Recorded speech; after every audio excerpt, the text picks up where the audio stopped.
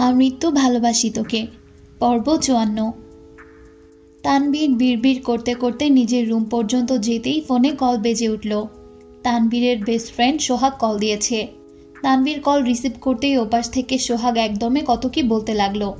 তানবীর প্রখর তপ্তস্বরে বলল, আমাকে সব বলে কোনো লাভ নাই, আমি এখন আসতে পারবো না, এমপির সাথে একটা প্রোগ্রামে যেতে হবে। প্লিজ দোস্ত একটু আয়। আরে ভাই আমার সময় নাই। শোন তানবীর, আমাকে যতই ব্যস্ততা দেখার সমস্যা নাই, কিন্তু তোর গার্লফ্রেন্ডের জন্য অন্তত আয়। একদম ইমোশনাল ব্ল্যাকমেল করবি না। তোর আমার মাঝখানে ওকে কেন টানতেছিস? কারণ আমার কথা তুই গুরুত্ব দিচ্ছিস না। প্লিজ তানবীর, জাস্ট ৫ মিনিট লাগবে, আয় তুই। তানবীর ভারী কণ্ঠে শুধালো, বন্যা কি এখনো ভার্সিটিতে? আমি তোর কাছে সকাল থেকে চিল্লাচিল্লি করছি, তুই আমাকে পাত্তাই দিচ্ছিস না। বন্যা নাম শুনতে কণ্ঠস্বর পাল্টে গেছে। দাঁড়া, এখন থেকে তোকে ওর কসম দিয়ে সব কাজ করাবো। তানবীর রাগান্বিত কণ্ঠে বলল, আর যাই করিস, কোনোদিন ওর নাম নিয়ে কসম কাটতে বলবি না। পরিবারের বাহিরে ও আমার একমাত্র দুর্বলতা, তাছাড়া কসম কাটা ঠিক না। আচ্ছা ঠিক আছে, কাটবো না কসম। এখন বল আসবি? বন্যা যদি সত্যি ভার্সিটিতে থাকে তাহলে আসবো। আরে আছে, প্রয়োজনে আটকিয়ে রাখবো। তাও আয় তুই, আমার কাজটা কিন্তু করে দিতে হবে।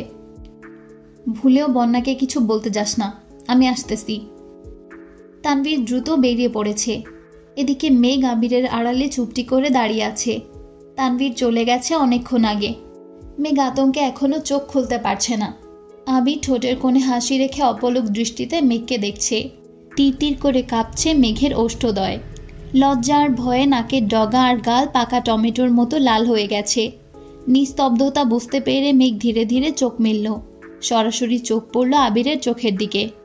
আবিরের নেশাক্ত দৃষ্টি দেখে মেঘ লজ্জায় মাথা নিচু করে ঘাড় কাত করে তানবীরকে দেখার চেষ্টা করল। তানবীরকে রুমের কোথাও দেখতে না পেয়ে উদ্বিগ্ন কণ্ঠে শুধালো, ভাইয়া কোথায়? চলে গেছে। কেন? সেটা আমি কিভাবে বলবো, তোর ভাইকে জিজ্ঞেস কর গিয়ে। হঠাৎ দেওয়ালের দিকে আবিরের নজর পড়ে। যে হাতটা দিয়ে নিজেকে আটকে ছিল, সেই হাতে যে রং ছিল আবিরের সেটা খেয়ালই ছিল না। মেঘের চুল বাঁচাতে গিয়ে উল্টো দেয়াল নষ্ট করে ফেলেছে। আবিরের সাথে সাথে মেঘও চোখ ঘুরিয়ে তাকালো। দেয়ালে আবিরের হাত দেখে আর্তনাদ করে উঠল, এটা কি করলেন আপনি? আমি ইচ্ছে করে করেছি নাকি? তোর চুল বাঁচাতেই তো করেছি। মেঘ একটু দূরে সরে দেয়ালটাকে দেখে পুনরায় গম্ভীর কণ্ঠে বলল, আমি এখানটা এখন কিভাবে ডিজাইন করব? আবির মেঘের হাতের কবজিতে শক্ত করে ধরে টেনে নিয়ে রঙের বক্সে চুবিয়ে সঙ্গে সঙ্গে দেয়ালে ছাপ দিল। যেখানে আবির হাতটা রেখেছিল ঠিক সেখানেই।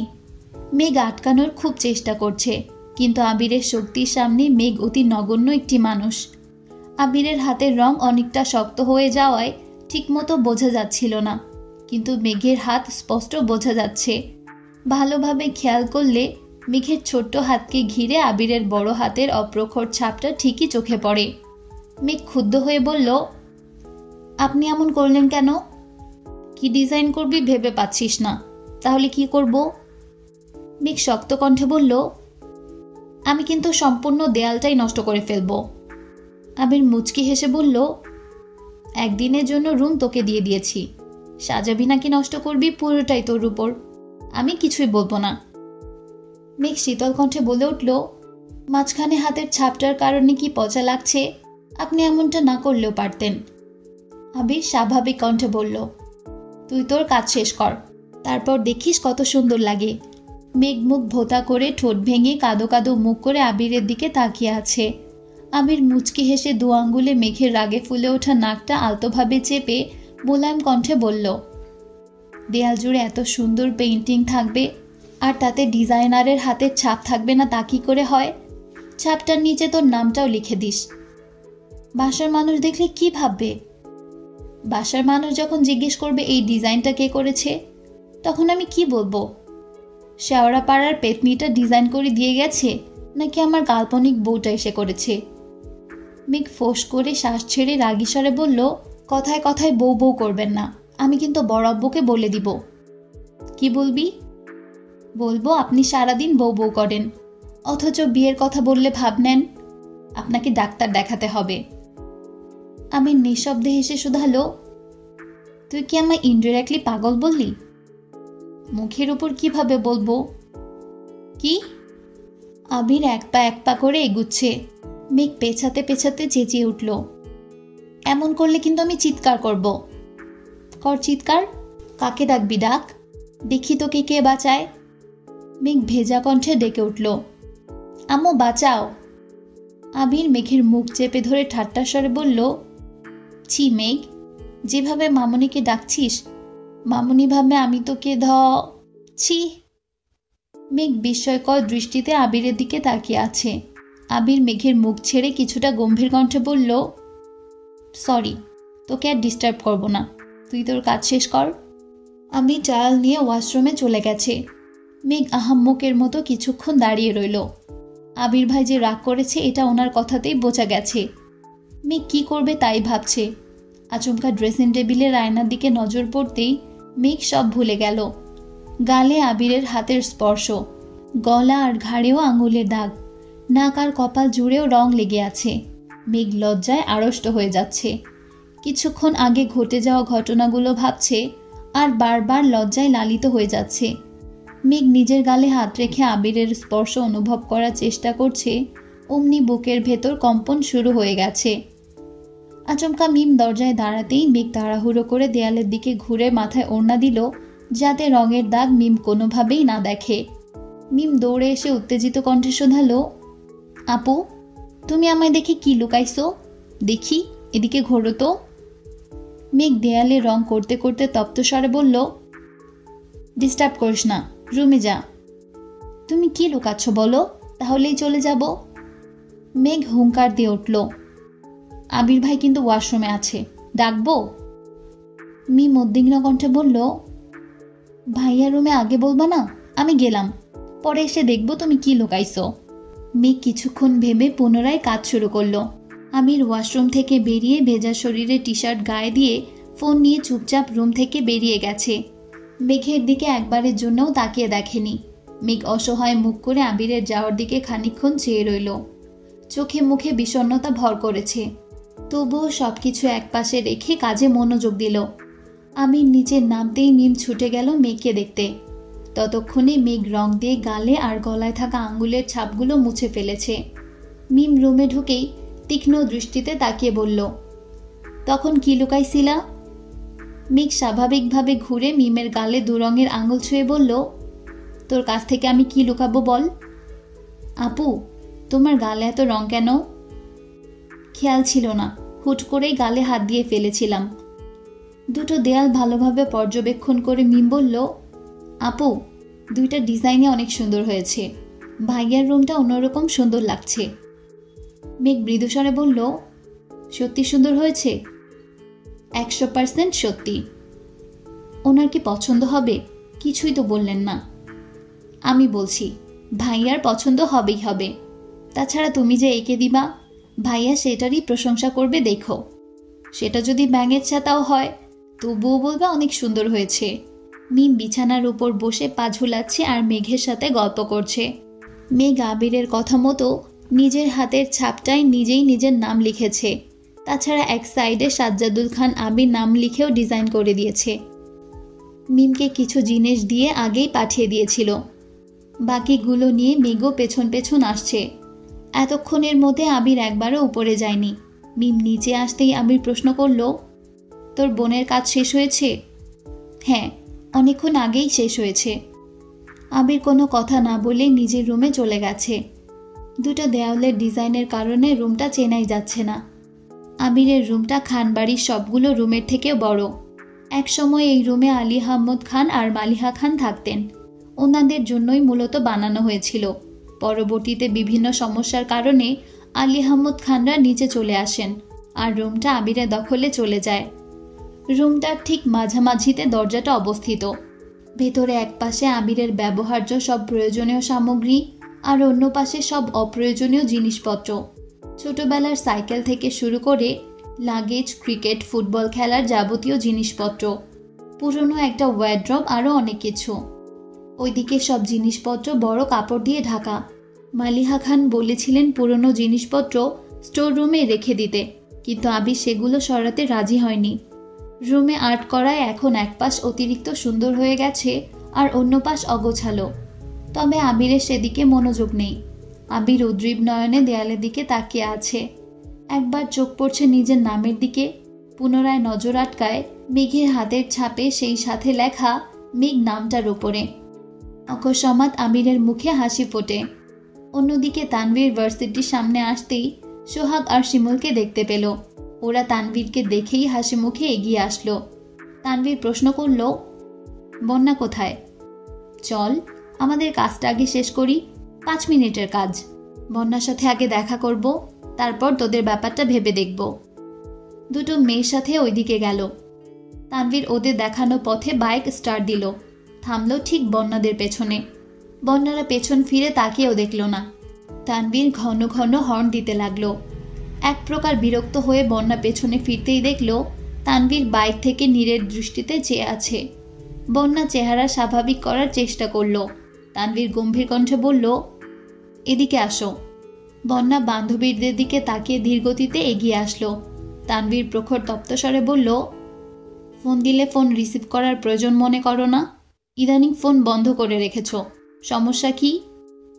বন্যা স্বাভাবিক কণ্ঠে বলল, আমার ফোন নষ্ট হয়ে গেছে, নতুন ফোন কিনতে হবে। আব্বু বলেছেন আগামী সপ্তাহে ফোন কিনে দিবেন। ও, আর কোনো কারণ নেই তো? আর কি কারণ থাকবে? ভাইয়া যখন অ্যাক্সিডেন্ট করেছিল তখন তোমাকে রাগে উল্টাপাল্টা কথা বলেছিলাম, তার জন্য দুঃখিত। ভাইয়ার রক্তাক্ত দেহ দেখে আমি তখন মানসিকভাবে ভেঙে পড়েছিলাম, বুঝে না বুঝে তোমার সাথে রাগ দেখিয়েছি। বন্যা মলিন হেসে বলল, কোনো ব্যাপার না, আমি কিছুই মনে করিনি। আপনার জায়গা আমি থাকলে হয়তো এভাবে রিয়্যাক্ট করতাম, নয়তো আরও বেশি করতাম। আই এম রিয়েলি সরি বন্যা, এত ফর্মালিটি করতে হবে না। আমি সত্যি কিছু মনে করিনি। আমির ভাইয়া এখন কেমন আছেন? মেয়ে কেমন আছে? দুজনেই আলহামদুলিল্লাহ ভালো আছে। বন্যা হঠাৎই ঢোক গিলে উষ্ণ স্বরে শুধালো, একটা কথা জিজ্ঞেস করব? হ্যাঁ অবশ্যই। আপনি মিনহাজ আর তামিমকে কি করেছিলেন? কেন, কোনো সমস্যা? না না, ওরা অনেকদিন ভার্সিটিতে আসেনি, আর আসলে অনেক চুপচাপ হয়ে গেছে, তাই বলছিলাম। ও আচ্ছা, এসব কোনো বিষয় না, আমি বেশি কিছু বলিনি। আমার জায়গায় ভাইয়া থাকলে ওদের আর কোনোদিন দেখতেও পারতা না। তানভীর একটু থেমে আবার প্রশ্ন করল, ও একটা কথা, ভার্সিটিতে কেউ তোমাকে ডিস্টার্ব করে? বন্যা মনে মনে আওড়ালো, ডিস্টার্ব করলেও তো আপনাকে বলবো না। স্বাভাবিক কণ্ঠে বলল, না, যদি মনে করো আমাকে না বললে আমি কিছু জানতে পারবো না, তাহলে এটা তোমার ভুল ধারণা। বরং তুমি নিজ থেকে জানালেই তোমার লাভ। বন্যা কপাল গুটিয়ে ধীর কণ্ঠে বলল, এখন আসি। যেতে বলছি তোমায়? আমার তাড়া আছে। কেন, কেউ অপেক্ষা করছে? মানে? কিছু না, ভার্সিটিতে পরশুদিন প্রোগ্রাম আছে, কষ্ট করে মেঘকে জানিয়ে দিয়েন।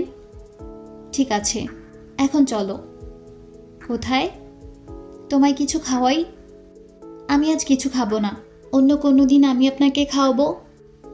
তানভীর ভারী কণ্ঠে বলল, সেসব পরে দেখা যাবে, এখন বাইকে বসো। এক গ্লাস আখের জুস হলেও খেতে হবে, না হয় আমি ধরে নিব তুমি আমার পর রাগ করে আছো। আমি সত্যিই রেগে নেই, বিশ্বাস করুন। মানলাম এবং বিশ্বাসও করলাম, এখন চলো। বন্যা দাঁতে দাঁত চেপে বাইকে উঠে বসলো। ইচ্ছে না থাকা সত্ত্বেও তানভীরের সঙ্গে 2 গ্লাস আখের জুস খেয়েছে। শুধুমাত্র মেঘের ভাই বলে বাধ্য হয়ে বন্যা তানভীরের সাথে কথা বলে, না হয় কোনোদিন বলতো না। মিনহাজ আর তামিমকে বন্যা 2-1 বার জিজ্ঞেস করেছিল কি হয়েছে, কিন্তু ওরা কিছুই বলেনি, বারবার কথা এড়িয়ে যায়। তার জন্য বন্যাও তেমন জোর করেনি। তবে ভালো কিছু যে ঘটেনি বন্যা 100% নিশ্চিত। আমিরের অসুস্থতার পর থেকে মেঘ মিনহাজদের কথা ভুলেও ভাবে না। বন্যা কিছু বললেও তেমন পাত্তা দেয় না, এমনকি রেগুলার ভার্সিটিতেও আসে না। বাড়ির কেউ কিছু বললে শরীর খারাপ, মন খারাপ বলে নানান বাহানা দেয়, আর বাকি সব তানভীর সামলায়। না বোনকে কিছু বলতে পারে, আর না বাসায়। মেঘের চোখে তানভীর সেরা ভাই হলেও বন্যার চোখে তানভীর একজন রাজনীতিবিদ, দাপটি ভিলেন টাইপের ছেলে। এত বছর যাবৎ মেঘকে শাসন করা দেখে বন্যা তানভীরকে ভয় পেত। মিনহাজদের ঘটনার পর থেকে বন্যা আরও বেশি আতঙ্কে থাকে, দূরত্ব মেনটেন করে চলে। তানভীর বন্যাকে রিকশায় উঠিয়ে দিয়ে সোহাগদের কাছে আসলো। সোহাগ ঠাট্টা স্বরে বলল, আগে আসতেই চাইছিলি না, আর এখন? তানভীর মুচকি হেসে বলল, কতদিন পর মেয়েটাকে দেখলাম। আহা, কত আবেগ। কোথায় যাবি বলছিলি? চল। বিকেল থেকেই মেঘ আর মিম শপিংয়ে যাবে বলে পাগলামি করছে। তানভীরকে যেতে বলা হয়েছে, কিন্তু তানভীর প্রোগ্রামে ব্যস্ত বলে যেতে পারবে না। মেঘ আর মিম একা যেতেও পাগলামি শুরু করেছে। ওদের হাউকাউ শুনে আবির নিচে আসছে। আবিরকে দেখেই দুই বোন চুপ করে গেছে। সদ্য ঘুম থেকে উঠে আসায় আবিরের চোখগুলো লাল টকটকে হয়ে আছে। আবির অস্ফুট কণ্ঠে শুধালো, কি হয়েছে তোদের? মেঘ মিম কেউ কোনো কথা বলল না। আকলিমা খান বললেন, ওরা শপিংয়ে যেতে যাচ্ছে। যেতে যাচ্ছে যাক, সমস্যা কি? একা যেতে যাচ্ছে। আবির কপাল কুঁচকে তাকিয়ে বলল, একা যেতে হবে কেন? তোমরা না গেলে আমি ওদের নিয়ে যাচ্ছি। মেঘ আর মিম দুজনেই একসঙ্গে চেঁচিয়ে উঠল, না। রাগে আবিরের চোখ মুখ লাল হয়ে গেছে। কপাল কুঁচকে গম্ভীর কণ্ঠে শুধালো, সমস্যা কি তোদের? মেঘ মাথা নিচু করে উত্তর দিল, কোনো সমস্যা নাই। সমস্যা না থাকলে কাকিয়াদের নিয়ে শপিংয়ে যা, বেশি তেড়ামি করবি না, ঠিক আছে? মেঘ এক দৃষ্টিতে আবিরের দিকে তাকিয়ে উপর নিচ মাথা নাড়ালো। অনুমতি ছাড়া একা শপিংয়ে যাওয়া অসম্ভব বিষয়, এটা তাদের অজানা নয়। তবুও চেষ্টা করে দেখছিল, যদি অনুমতি পেয়ে যায়। আবির আগের ভাবমূর্তি বজায় রেখে দাঁড়িয়ে আছে। মেঘ আর মিম তাড়াহুড়ো করে নিজেদের রুমে চলে গেছে। হালিমা খান আর আকলিমা খানের সঙ্গে মিম আর মেঘ শপিংয়ে গেছে। মেঘ আর মিম সুযোগ বুঝে আবিরের জন্য 2 থেকে 3টা সাদা শার্ট আর দুজনের জন্য 3টা পাঞ্জাবি কিনে নিয়ে আসছে। মেঘরা বাসায় ফিরতেই তানভীর ভার্সিটির প্রোগ্রামের কথা বলেছে। আবিরও সেখানে উপস্থিত ছিল। মেঘ নিজের হাতে শপিং ব্যাগগুলো লুকিয়ে নিজের রুমে নিয়ে গেছে। আবির বিষয়টা খেয়াল করেও কিছু বলেনি। আবির রাতে ঘুমানোর জন্য রুমে ঢুকে দরজা চাপাতেই রীতিমতো আশ্চর্য হয়ে গেছে। আবিরের দরজার আড়ালে মেঘের হাতের ছাপটা এখনো আগের মতোই বেরঙিন নেই। মেঘ সেখানে নীল রঙের ছাপ দিয়েছে, এমনকি অন্য হাতের ছাপও দিয়েছে। পাশাপাশি মেঘের 2 হাতের ছাপ দেখে আবির মুচকি হেসে বলল, পাগলি একটা। প্রোগ্রামের দিন ঠিক সময় মতো মেঘ ভার্সিটিতে চলে আসছে। মেঘকে দেখে মিনহাজ আর তামিম এগিয়ে এসে শুধালো, কেমন আছিস? মেঘ অন্যদিকে মুখ করে বলল, আলহামদুলিল্লাহ। মেঘ ওদের পাশ কাটিয়ে চলে গেছে। বন্যা আর মেঘ দুজনেই আজ গাউন ড্রেসের সঙ্গে হিজাব পরে আসছে। মেঘ আর বন্যা কিছুটা সামনে এগুতেই লিফাত নামের ছেলেটার সাথে দেখা। লিফাতের হাতে সিগারেট। বন্যা আর মেঘকে দেখেই থতমত খেল। সিগারেট পেছনে ফেলে শান্তস্বরে জিজ্ঞেস করল, কেমন আছো তোমরা? বন্যা আর মেঘ দুজনেই কপাল কুঁচকে তাকিয়ে আছে। বন্যা ঠান্ডা কণ্ঠে বলল, আলহামদুলিল্লাহ ভালো। বন্যা মেঘের হাত ধরে বলল, চল এখান থেকে। মেঘ তখনও সরু নেত্রে লিফাতকে পরখ করছে। ছেলেটার মুখে রহস্যময় হাসি। লিফাত প্রশ্ন করল, কেউ কেমন আছে জিজ্ঞেস করলে প্রতিউত্তরে তাকেও জিজ্ঞেস করতে হয়, এটা কি জানো না? বন্যা শক্ত কণ্ঠে জবাব দিল, না জানি না। বন্যা মেঘকে টেনে নিয়ে চলে গেছে। মেঘ কপাল কুঁচকে শুধালো, এই ছেলে আবার কে? রসায়ন ডিপার্টমেন্টের 4র্থ বর্ষের এক বড় ভাই। তোর সাথে কথা বলতে আসছে কেন? আল্লাহ জানেন, তুই তো ইদানিং তেমন ক্লাসে আসিস না। একদিন আমি ফোনে কথা বলছিলাম, তখন এই ছেলে ইচ্ছে করেই আমার কাছে গেছে। আমি হঠাৎ ঘোরাতে প্রায় ধাক্কা লেগেই যাচ্ছিল। কথাবার্তা নেই, হুট করে আমাকে ধমকিয়ে চলে গেছে। এরপর থেকে দেখলে কেমন করে হাসে, এটা সেটা জিজ্ঞেস করে। ইচ্ছে করে মাথাটা ফাটিয়ে দেই। ভাইয়াকে বলবো? না না না, তোর ভাই আরেক ডেঞ্জারাস পাবলিক। ওই দিন দেখা হয়েছিল, পরে জিজ্ঞেস করতেছিল আমাকে কেউ ডিস্টার্ব করে কিনা। তুই কি বলেছিস? আমি না করছি। কেন? তোর ভাই মিনহাজদের যে অবস্থা করছে, আমি আর কাউকে বিপদে ফেলতে চাই না। তাহলে আবির ভাইকে বলি? ভুলেও না। তোর এই গুন্ডা পান্ডা ভাইদের ব্যাপারে আমায় কিছু বলবি না। তুই গুন্ডা পান্ডা কাকে বলছিস? আমার আবির ভাই হিরো, নট ভিলেন, ওকে? আর তোর ভাই? আমার ভাইও হিরো। মিনহাজদের যদি মেরেও থাকে, ভাইয়া কি শুধু শুধু মারছে নাকি? আমার কর্মকাণ্ডে তোর কি তখন আমাকে মারতে ইচ্ছে করেনি? বল করেনি? করেছে। তুই আমার বেস্ট ফ্রেন্ড হয়েও আমার কাজে তুই আমার উপর বিরক্ত হয়েছিস। এমনকি আমি নিজেই আমার উপর বিরক্ত ছিলাম। সেখানে ভাইয়া না চেনে মিনহাজকে আর না চেনে তামিমকে। আমির ভাই আর তানভীর ভাইয়ার প্রাণ এক সুতোয় বাঁধা। ওদের একজনের কিছু হলে আরেকজন জীবনের ঝুঁকি নিয়ে হলেও বাঁচাবে। সেখানে সামান্য মায়েরার এমন কি? বন্যা উদাসীন কণ্ঠে বলল, এখন চল, অনুষ্ঠান শুরু হয়ে যাবে। মেঘ আর বন্যা ভেতরে ঢুকলো। পেছন দিয়ে বসতে যাবে এমন সময় ওদের একজন ক্লাসমেট সামনে থেকে ডেকে বলল, মেঘ, তোরা এখানে আয়, তোদের জন্য সিট আছে। মেঘ আর বন্যা এগিয়ে গেল। পাশাপাশি দুটো সিটে মেঘ আর বন্যা বসল। ওদের সামনের সারিতেই লিফাতের বন্ধুরা বসা। কয়েক মুহূর্তের মধ্যেই লিফাত এসে বসল। মেঘ আর বন্যা লিফাতকে দেখেই পেছনে চলে যাওয়ার জন্য ফিসফিস শুরু করলো। লিফাত পেছনে ঘুরে উত্তেজিত কণ্ঠে বলল, আরে তোমরা এখানে? কোনো কিছু লাগলে শুধু একবার বলবা, সাথে সাথে এনে দিব। বন্যা আর মেঘ দুজনেই রাগে ফুঁসছে। বন্যা কিছু বলতে যাবে তার আগেই কেউ একজন রাগান্বিত কণ্ঠে বলে উঠল, তোর কলিজাটা আমার লাগবে, দেখুন। মেঘ আর বন্যা দুজনেই চমকে উঠে পাশ ফিরে তাকালো। লিফাতও আতকে উঠে সেদিকে তাকালো। চোখ পর্যন্ত ঢেকে রাখা ক্যাপটা সরাতেই তানভীরের মুখটা স্পষ্ট হয়ে গেল। লিফাতের দিকে অগ্নিদৃষ্টিতে তাকিয়ে আছে। তানভীরকে দেখে বন্যা আর মেঘ দুজনেই ভয় পাচ্ছে। লিফাত বেশ কিছুক্ষণ তীক্ষ্ণ দৃষ্টিতে তাকিয়ে হঠাৎই হেসে ফেলল।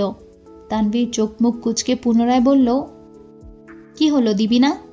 মেয়েদের প্রতি এত যত্ন, যা চাইবে সাথে সাথে এনে দিবি, আর আমি সামান্য কলিজাটা চাইছি, তুই সেটা দিতেই রাজি হচ্ছিস না। লিফাত, তোর থেকে এটা আশা করিনি। লিফাত হঠাৎই অস্বাভাবিকভাবে হাসতে শুরু করলো। হাসতে হাসতে বলল, আরে ভাই, তোমার কি লাগবে বলো শুধু, দেখো তোমার ভাই তোমার জন্য কি করে। তানভীরের চোখে মুখে বিরক্তির ছাপ। বিরক্তি ভরা কণ্ঠে বলল, আপাতত তোর কলিজাটা হলেই চলবে, চাইলে তোর হার্টটাও দিতে পারিস, আমিও দেখি ওইখানে ঠিক কতজনকে জায়গা দিয়েছিস। লিফাত মুখে হাসি রেখেই বলল, এই সর, আমাকে সাইড দে। লিফাত এগিয়ে আসতেই তানভীর বসা থেকে উঠে দাঁড়ালো। লিফাত তানভীরকে জড়িয়ে ধরে বিড়বিড় করে বলতে লাগলো, প্লিজ ভাই, এখানে অনেক জুনিয়র আছে, ওদের সামনে আমার মান সম্মানটা ডুবিও না প্লিজ।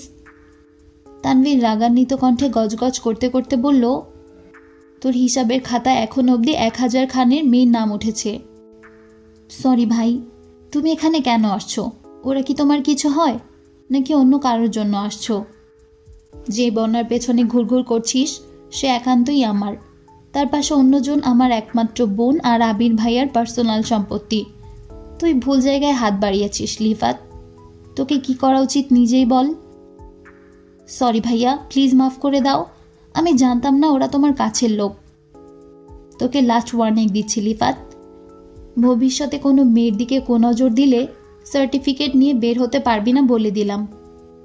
প্লিজ তানভীর ভাই, এমনটা করো না, প্রয়োজনে আমি তোমার পায়ে ধরে মাফ চাইব। আবির ভাইয়া কোথায় আছেন, আমি ওনার পা ধরে মাফ চেয়ে নিব, তবুও এমন কিছু করো না ভাই। ঠিক আছে, লাস্টবারের মতো ছেড়ে দিচ্ছি। লিফাত একগাল হেসে বলল, থ্যাংক ইউ ভাই। তানভীর ভারী কণ্ঠে বলল, মনে থাকে যেন। অবশ্যই। লিফাত নিজে চেয়ারে গিয়ে বসল। পেছন ফেরা তো দূর, ঘাড় পর্যন্ত কাত করছে না। তানভীর মেঘ আর বন্যার জন্য কিছু খাবার আগেই কিনে নিয়ে এসেছিল, সেগুলো দিয়ে ক্যাব পড়তে পড়তে বলল, আমি আসছি। মেঘ হাসি মুখে বলল, অনুষ্ঠান দেখবা না? আমি অনুষ্ঠান দেখতে আসিনি, যে কাজে আসছিলাম তা শেষ। অনুষ্ঠান শেষে বাসায় চলে যাস, উল্টাপাল্টা ঘুরিস না। তানভীর চলে গেছে। খুশিতে মেঘের চোখ চকচক করছে। বন্যার দিকে তাকিয়ে ঠোঁট বেঁকিয়ে হেসে বলল, দেখেছিস, আমার ভাই সেরাদের সেরা। তুই না বললেও ঠিকই জেনে ফেলেছে। ওই ছেলে মাপ যে চাইছে দেখছিস? বন্যা ফোঁস করে শ্বাস ছেড়ে রাগী স্বরে বলল, তুই গিয়ে শুনেছিলি? মাফ নাও চাইতে পারে। মেঘ ভ্রুকুচকে বলল, এই, তুই কি আমার ভাইয়ের পাওয়ার নিয়ে সন্দেহ করছিস? আমি শিওর এই ছেলে ভাইয়ার কাছে মাফ চেয়েছে। বিশ্বাস না হলে ছেলেকে ডাক দে, যদি স্বাভাবিকভাবে কথা বলে তাহলে বুঝবো ভাইয়া কিছু বলেনি, আর যদি কণ্ঠস্বর বদলে যায় তাহলে বুঝবো ভাইয়া ঝাড়ছে। বন্যা ভাবলেশহীন জবাব দিল, আমি পারবো না। মেঘ ভেঙচি কেটে বলল, না পারলে নাই, আমার ভাই যে হিরো তার প্রমাণ আমার দিতেই হবে। মেঘ সামনের দিকে কিছুটা ঝুঁকে ডাকল, এক্সকিউজ মি ভাইয়া। ছেলেটা পেছনে না তাকিয়ে ঢোক গিলে ধীর কণ্ঠে জবাব দিল, জি আপু, কিছু বলবেন? আমাদের জন্য কি কোনো সমস্যা হচ্ছে? আমরা কি পেছনে চলে যাব? মেঘ তাড়াহুড়ো করে বলল, না, পেছনে যেতে হবে না, আমাদের কোনো সমস্যা হচ্ছে না। মেঘ বন্যার দিকে তাকিয়ে মুচকি হেসে বলল, দেখলি? এর মধ্যে রাজনীতিবিদদের আগমন ঘটল। আশেপাশে বসা জুনিয়ররা সবাই দাঁড়িয়ে সালাম দিচ্ছে। মেঘ আর বন্যা স্বাভাবিকভাবেই বসে রইল। একজনের নজর মেঘদের দিকে পড়তেই সামনের 2-3 জনকে ডেকে বলল। অকস্মাৎ ওরা থমকে গেল, ঘুরে এসে মেঘদের কাছে দাঁড়ালো। মেঘ আর বন্যা মনে মনে ভয় পাচ্ছে, ভাবছে দাঁড়ায়নি বলে হয়তো ওনারা বকা দিতে আসছেন। তাদের মধ্যে একজন মেঘকে উদ্দেশ্য করে বলে উঠল, আসসালামু আলাইকুম আপু। ওয়ালাইকুম আসসালাম। তোমরা এত পেছনে বসছো কেন? আসো, সামনে এসে বসো। মেঘ আর বন্যা দুজনেই থতমত খেয়ে বলল, না ভাইয়া, আমরা এখানেই ঠিক আছি। তা বললে হবে না আপু, আবির ভাইয়াকে এত করে রিকোয়েস্ট করার পরও উনি আমাদের প্রোগ্রামে আসেননি। অবশ্য তার জন্য আমরাই দায়ী। ভাইয়া বারবার বলেছিল ওনাকে নিয়ে যেন কোনোরকম প্ল্যান না করি, কিন্তু আমাদের মন তাতে সায় দেয়নি। ভাইয়ার জন্য স্পেশাল আয়োজন করেছিলাম। ভাইয়া কোনোভাবে খবর পেয়েছে, তারপর আর প্রোগ্রামেই আসেনি। সেসব পুরনো কথা বাদ দেই। এখন তোমরা যেহেতু আজকের প্রোগ্রামে আসছো, আমাদের উচিত তোমাদের সর্বোচ্চ আপ্যায়ন করা। প্লিজ তোমরা সামনে এসে বসো প্লিজ। 4-5 জন একসঙ্গে রিকোয়েস্ট করতে শুরু করেছে। ওনাদের এত রিকোয়েস্ট করা দেখে মেঘ আর বন্যা ভীষণ লজ্জায় পড়ে গেছে। পুরো হলের মানুষ দাঁড়িয়ে তাকিয়ে আছে মেঘ আর বন্যার দিকে। যাদের দাপটে সবাই আতঙ্কে থাকে, সেখানে তারা প্রথম বর্ষের 2 মেয়েকে এত রিকোয়েস্ট করতেছে, এটা সবার কল্পনার বাহিরে। মেঘ আর বন্যা বাধ্য হয়ে সামনের দিকে বসল। এত সামনে বসে প্রোগ্রাম দেখতে মেঘ আর বন্যা দুজনেরই অস্বস্তি লাগছে। উঠেও যেতে পারছে না। একটু নড়লেই দুজন এগিয়ে এসে জিজ্ঞেস করে, আপু কোনো সমস্যা কিছু লাগবে? তাই উঠেও যেতে পারছে না। প্রোগ্রামের বিরতিতে মেঘদের খাবার পর্যন্ত অর্ডার দিয়ে গেছে। তানভীর নিজে অনেক খাবার কিনে দিয়ে গিয়েছিল। মেঘ আর বন্যা শুধু মুখ চাওয়াচাই করছে, কিছুই খেতে পারছে না। মেঘ বাধ্য হয়ে আবিরকে কল দিল। আবির অফিসে কাজ করছিল। গতকাল থেকেই অফিসে আসছে। অফিসে আসলেও এখনও বাইক চালানোর অনুমতি পায়নি আবির। 2 দিন যাবৎ আলী আহমদ খান নিজের সাথেই আবিরকে অফিসে নিয়ে যান। আবিরও বাধ্য ছেলের মতো আব্বুর সঙ্গেই যান। মেঘ কল দিতেই আবির মুচকি হেসে কল রিসিভ করলো। মেঘ সালাম দিল। আবির সালামের উত্তর দিয়ে শুধালো, কি ব্যাপার, তাদের আপ্যায়নে অতিষ্ঠ হয়ে যাচ্ছিস? মেঘ উদ্বেগপূর্ণ কণ্ঠে জানতে চাইল, আপনি কিভাবে জানেন? তোর আশেপাশে কখন কি ঘটনা ঘটে সব আপডেটই আমার কাছে আছে। ওনারা কল দিয়েছিল? আমায় না জানিয়ে তোকে কিছু বললে ওদের যে কি অবস্থা হবে এটা তুই না জানলে ওরা খুব ভালো করেই জানে। খাবার খেয়েছিস? না। খেয়ে নে, না হয় একটার পর একটা দিতেই থাকবে। ওদের অতিরিক্ত ভালোবাসায় অতিষ্ঠ হয়ে আমি যোগাযোগ কমিয়ে ফেলেছি। এতদিনে তোকে পেয়েছে।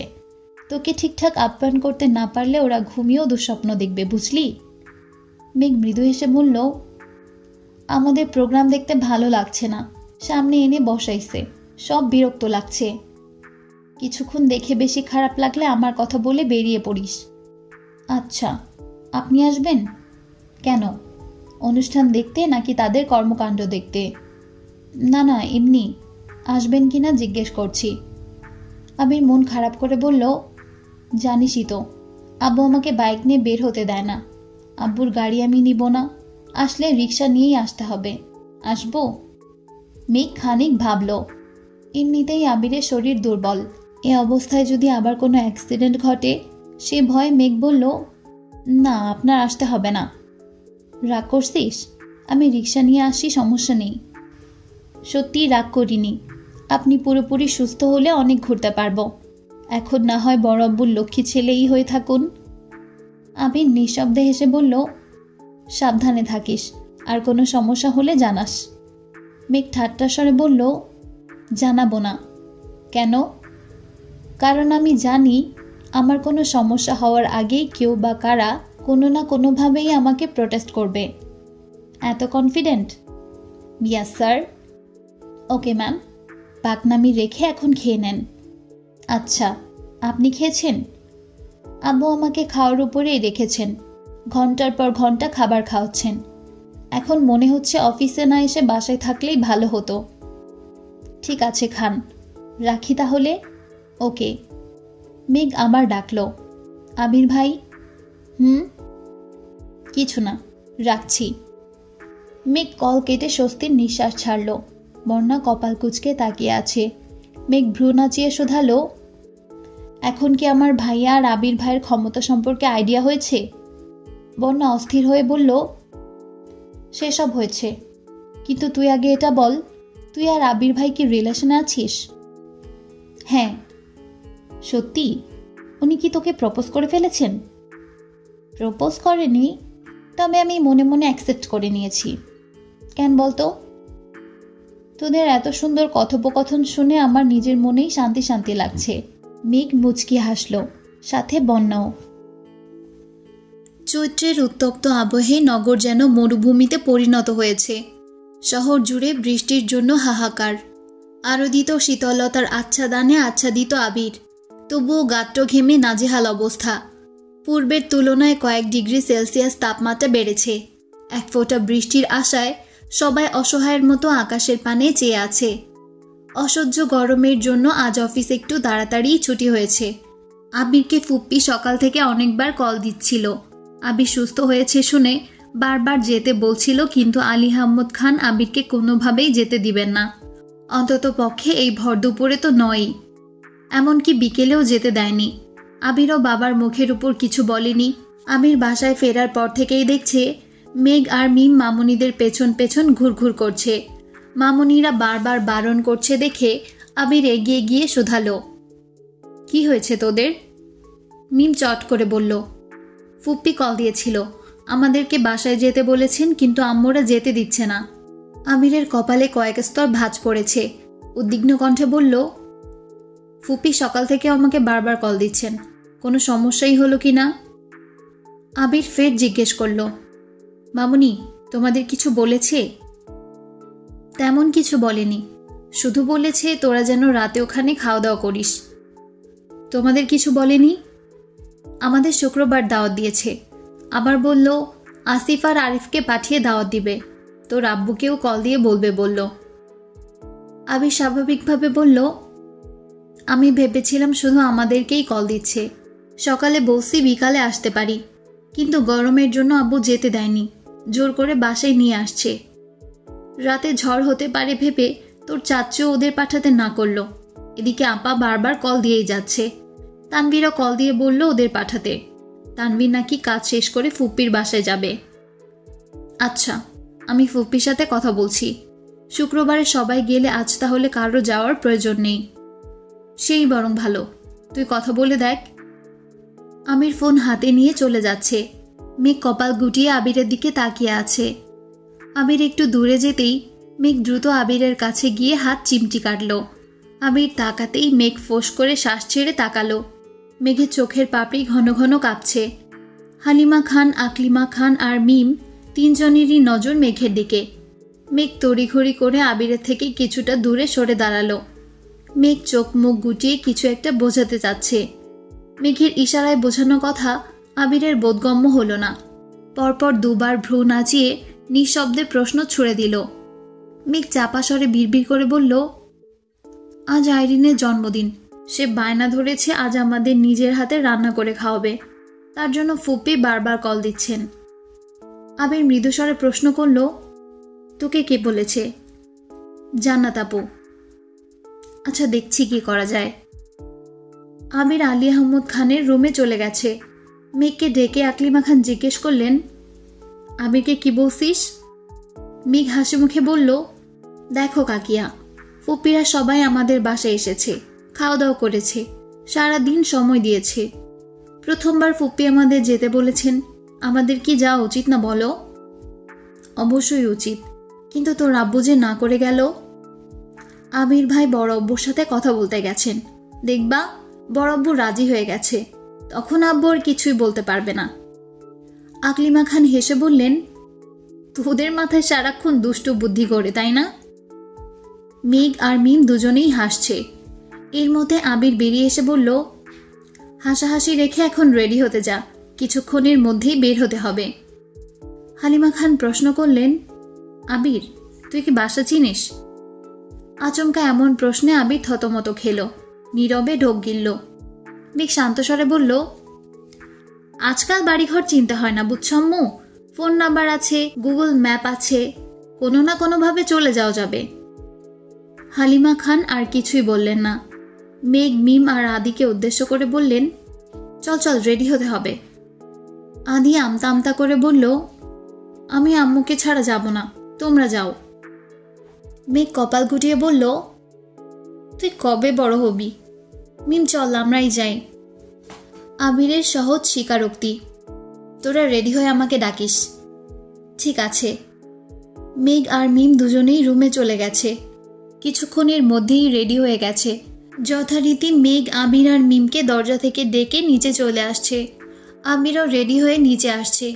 মিম এখনো নামছে না দেখে মেঘ আবিরের ভয়ে চিল্লিয়ে উঠল, এই মিম তাড়াতাড়ি আয়। মিম রুম থেকে বেরিয়ে আসছে। পরনে বাসার জামা দেখে মেঘ রাগী কণ্ঠে বলল, এতক্ষণেও হয়নি তোর? আবির ভারী কণ্ঠে জিজ্ঞেস করল, এখনো রেডি হসনি কেন? মিম মাথা নিচু করে বলল, তোমরা যাও, আমি যাব না। আবির প্রশ্ন করল, যাবি না কেন? আমরা অপেক্ষা করছি, যা রেডি হয়ে আয়। মিম চাপা স্বরে জানালো, আমার যেতে ইচ্ছে করছে না, আমি যাব না। আকলিমা খান রাগে কটকট করে বললেন, এতক্ষণ তো যাওয়ার জন্য দুই বোন বাড়ি মাথায় তুলে ফেলেছিলি, এখন কি হলো? আবির মেঘের দিকে তাকিয়ে প্রশ্ন করল, তুই কিছু বলছিস? মেঘ থমথমে কণ্ঠে বলল, না আমি কিছুই বলিনি। মেঘ মিমকে উদ্দেশ্য করে বলল, এই মিম কি হয়েছে তোর? চল না যাই, অনেক মজা হবে। আপু তোমরা যাও প্লিজ, আমার ভালো লাগছে না। আকলিমা খান কিছুটা রেগে বললেন, থাক ওরে আর তেল মারতে হবে না, তোরাই বরং যা। আবির গাড়ির চাবি মামুনিকে দিয়ে বলল, দুজন গেলে গাড়ি নেওয়ার কোনো প্রয়োজন নেই, চাবিটা রেখে দিও। আবির গাড়ি নিয়ে যা, তোর আব্বু আর চাচু শুনলে রাগ করবে। আবির গম্ভীর কণ্ঠে জবাব দিল, ফুপ্পিদের বাসা পর্যন্ত গাড়ি নাও যেতে পারে। আবির বেরিয়ে গেছে। মেয়ে কিছুক্ষণ দাঁড়িয়ে নিজেও ছুটল। মিম মুচকি হেসে দরজার পানে তাকিয়ে মনে মনে বলল, তোমাদের দুজনের মাঝে আমি কাবাব মেয়ে হাড্ডি হতে চাই না। আবির রিক্সা ডেকে নিজে উঠে পরপর হাত বাড়িয়ে মেঘকে উঠালো। মেঘ ঘাড় ফিরিয়ে আবিরের দিকে তাকিয়ে আছে, দৃষ্টি তার নিরেট। পাশাপাশি বসাতে আবিরের হাতের সাথে বারবার ধাক্কা লাগছিল। অজান্তেই মেঘের বুকের বাম পাশে ব্যথা অনুভব হয়। আবিরের সংস্পর্শ পেয়ে মেঘের মন কল্পনায় ভাসতে শুরু করেছে। আবির তাকাতেই সরাসরি মেঘের চোখে নজর পড়ল। মেঘের গভীর চাহনি, রাস্তার পাশের কৃত্রিম আলোতে আবিরের কাদম্বিনীকে অতীব মায়াবী লাগছে। আবির টেনে হিচড়ে দৃষ্টি সরালো। এই চোখে বেশিক্ষণ তাকিয়ে থাকলে আবির নিজের উপর নিয়ন্ত্রণ হারিয়ে ফেলে, অন্য জগতে পাড়ি জমাতে ইচ্ছে করে। প্রায় অনেকটা পথ অতিক্রম করে ফেলেছে, অথচ মেঘ ঘোরেই আটকে আছে। অবশেষে আবির গলা খাকারি দিয়ে ধীরকণ্ঠে প্রশ্ন করল, আইরিনের জন্য কি নিব? আবিরের কণ্ঠ শুনে মেঘ চমকে ওঠে। রিকশার গতি আর নিজেকে একসঙ্গে সামাল দিতে না পেরে নড়ে ওঠে। আমির তৎক্ষণাৎ বাম হাতে মেঘের কাঁধে হাত রেখে স্বাভাবিক কণ্ঠে প্রশ্ন করে, ঠিক আছিস? হ্যাঁ। আইরিনের জন্য কি নিব? আপনার যা ইচ্ছে নিন। আমি আন্দাজে কি নিব? মেয়েদের পছন্দ অপছন্দ সম্পর্কে আমার তেমন ধারণা নেই, তার জন্যই তো তোর মতামত জানতে চাইছি। মেঘ আর চোখে আবিরের দিকে তাকিয়ে প্রশ্ন করল, আপনি আমার মতামত জানতে চাচ্ছেন? বাবা, মতামত জানতে চেয়ে অন্যায় করে ফেললাম নাকি? হ্যাঁ করেছেন, অনেক বড় অন্যায় করেছেন। বাই দ্য ওয়ে, আপনি মেয়েদের পছন্দ অপছন্দ জানেন না, তাহলে আমাকে সুন্দর সুন্দর গিফট দেন কিভাবে? তুই সব কিছু নিজের সঙ্গে তুলনা করিস কেন বুঝলাম না। তোকে কিছু দিতে গেলে আমার একবারের জন্যও ভাবতে হয় না। আমি কনফিডেন্টলি বলতে পারি আমার দেওয়া 20 টাকার একটা গোলাপ কিংবা 20,000 টাকা দামের কোনো গিফট, দুইটাই তোর কাছে সমান গুরুত্বপূর্ণ। বাকিদের ক্ষেত্রে আমি তা পারবো না। মেঘ বিপুল চোখে তাকিয়ে মনে মনে আওড়ালো, এই কনফিডেন্সটা নিয়ে আমায় প্রপোজ করতে পারেন না? আপনি তো জানেন আমি হ্যাঁই বলবো, তাহলে কেন করেন না প্রপোজ? আবির মেঘের গাঢ় কালো পল্লবে চোখ রেখে বলল, এভাবে তাকাস না মেঘ, তছনছ হয়ে যাব। মেঘ সঙ্গে সঙ্গে চোখ নামিয়ে নিল। আবির ভাই নামক অসুখটা ইদানিং মেঘকে আষ্টে পৃষ্ঠে ধরেছে। আবিরের কথা বলা, আচরণ সবেতেই অন্যরকম মাধুর্যতা মিশ্রিত। ধীরে ধীরে মেঘও বুঝতে পারছে আবির ভাই তার জীবনে বিশাল আকৃতির গাছের ন্যায় ভূমিকা পালন করছে। গাছের শেকড় আর ডালপালার মতোই মেঘকে সকল প্রকার অশুভ অচল থেকে আগলে রাখছে। আইরিনের জন্য গিফট কিনে যথাসময়ে বাসায় উপস্থিত হয়েছে। ততক্ষণে তানভীরও চলে আসছে। আড্ডা খাওয়া দাওয়া শেষে প্রায় অনেক রাত করে ফুপ্পির বাসা থেকে বেরিয়েছে। ততক্ষণে আকাশ ঘুটঘুটে অন্ধকার হয়ে গেছে। মাঝে মাঝে বিদ্যুৎ চমকাচ্ছে, সাথে মেঘের গর্জন। মেঘ উৎফুল্ল মেজাজে সামনে হাঁটছে। তানভীর বাসা থেকে বেরিয়ে তপ্তস্বরে বলল, ভাইয়া অনেক রাত হয়ে গেছে, তুমি বরং বনুকে নিয়ে বাইক দিয়ে চলে যাও। বাসা থেকে অনুমতি নিয়ে প্রথমবারের মতো ওকে নিয়ে রাতের বেলা বেরিয়েছে। এত তাড়াতাড়ি বাসায় চলে গেলে কিভাবে হবে? তাছাড়া আব্বু আমায় বাইক চালানোর অনুমতি দেননি। হাজার হোক আমি আব্বুর বাধ্য সন্তান, আব্বুর অনুমতি ব্যতীত বাইক চালাতে পারি না। দিনের অবস্থা ভালো না, কিছুক্ষণের মধ্যেই বৃষ্টি নামবে, তারপর ভিজে যেতে হবে। ভিজলাম, সমস্যা কি?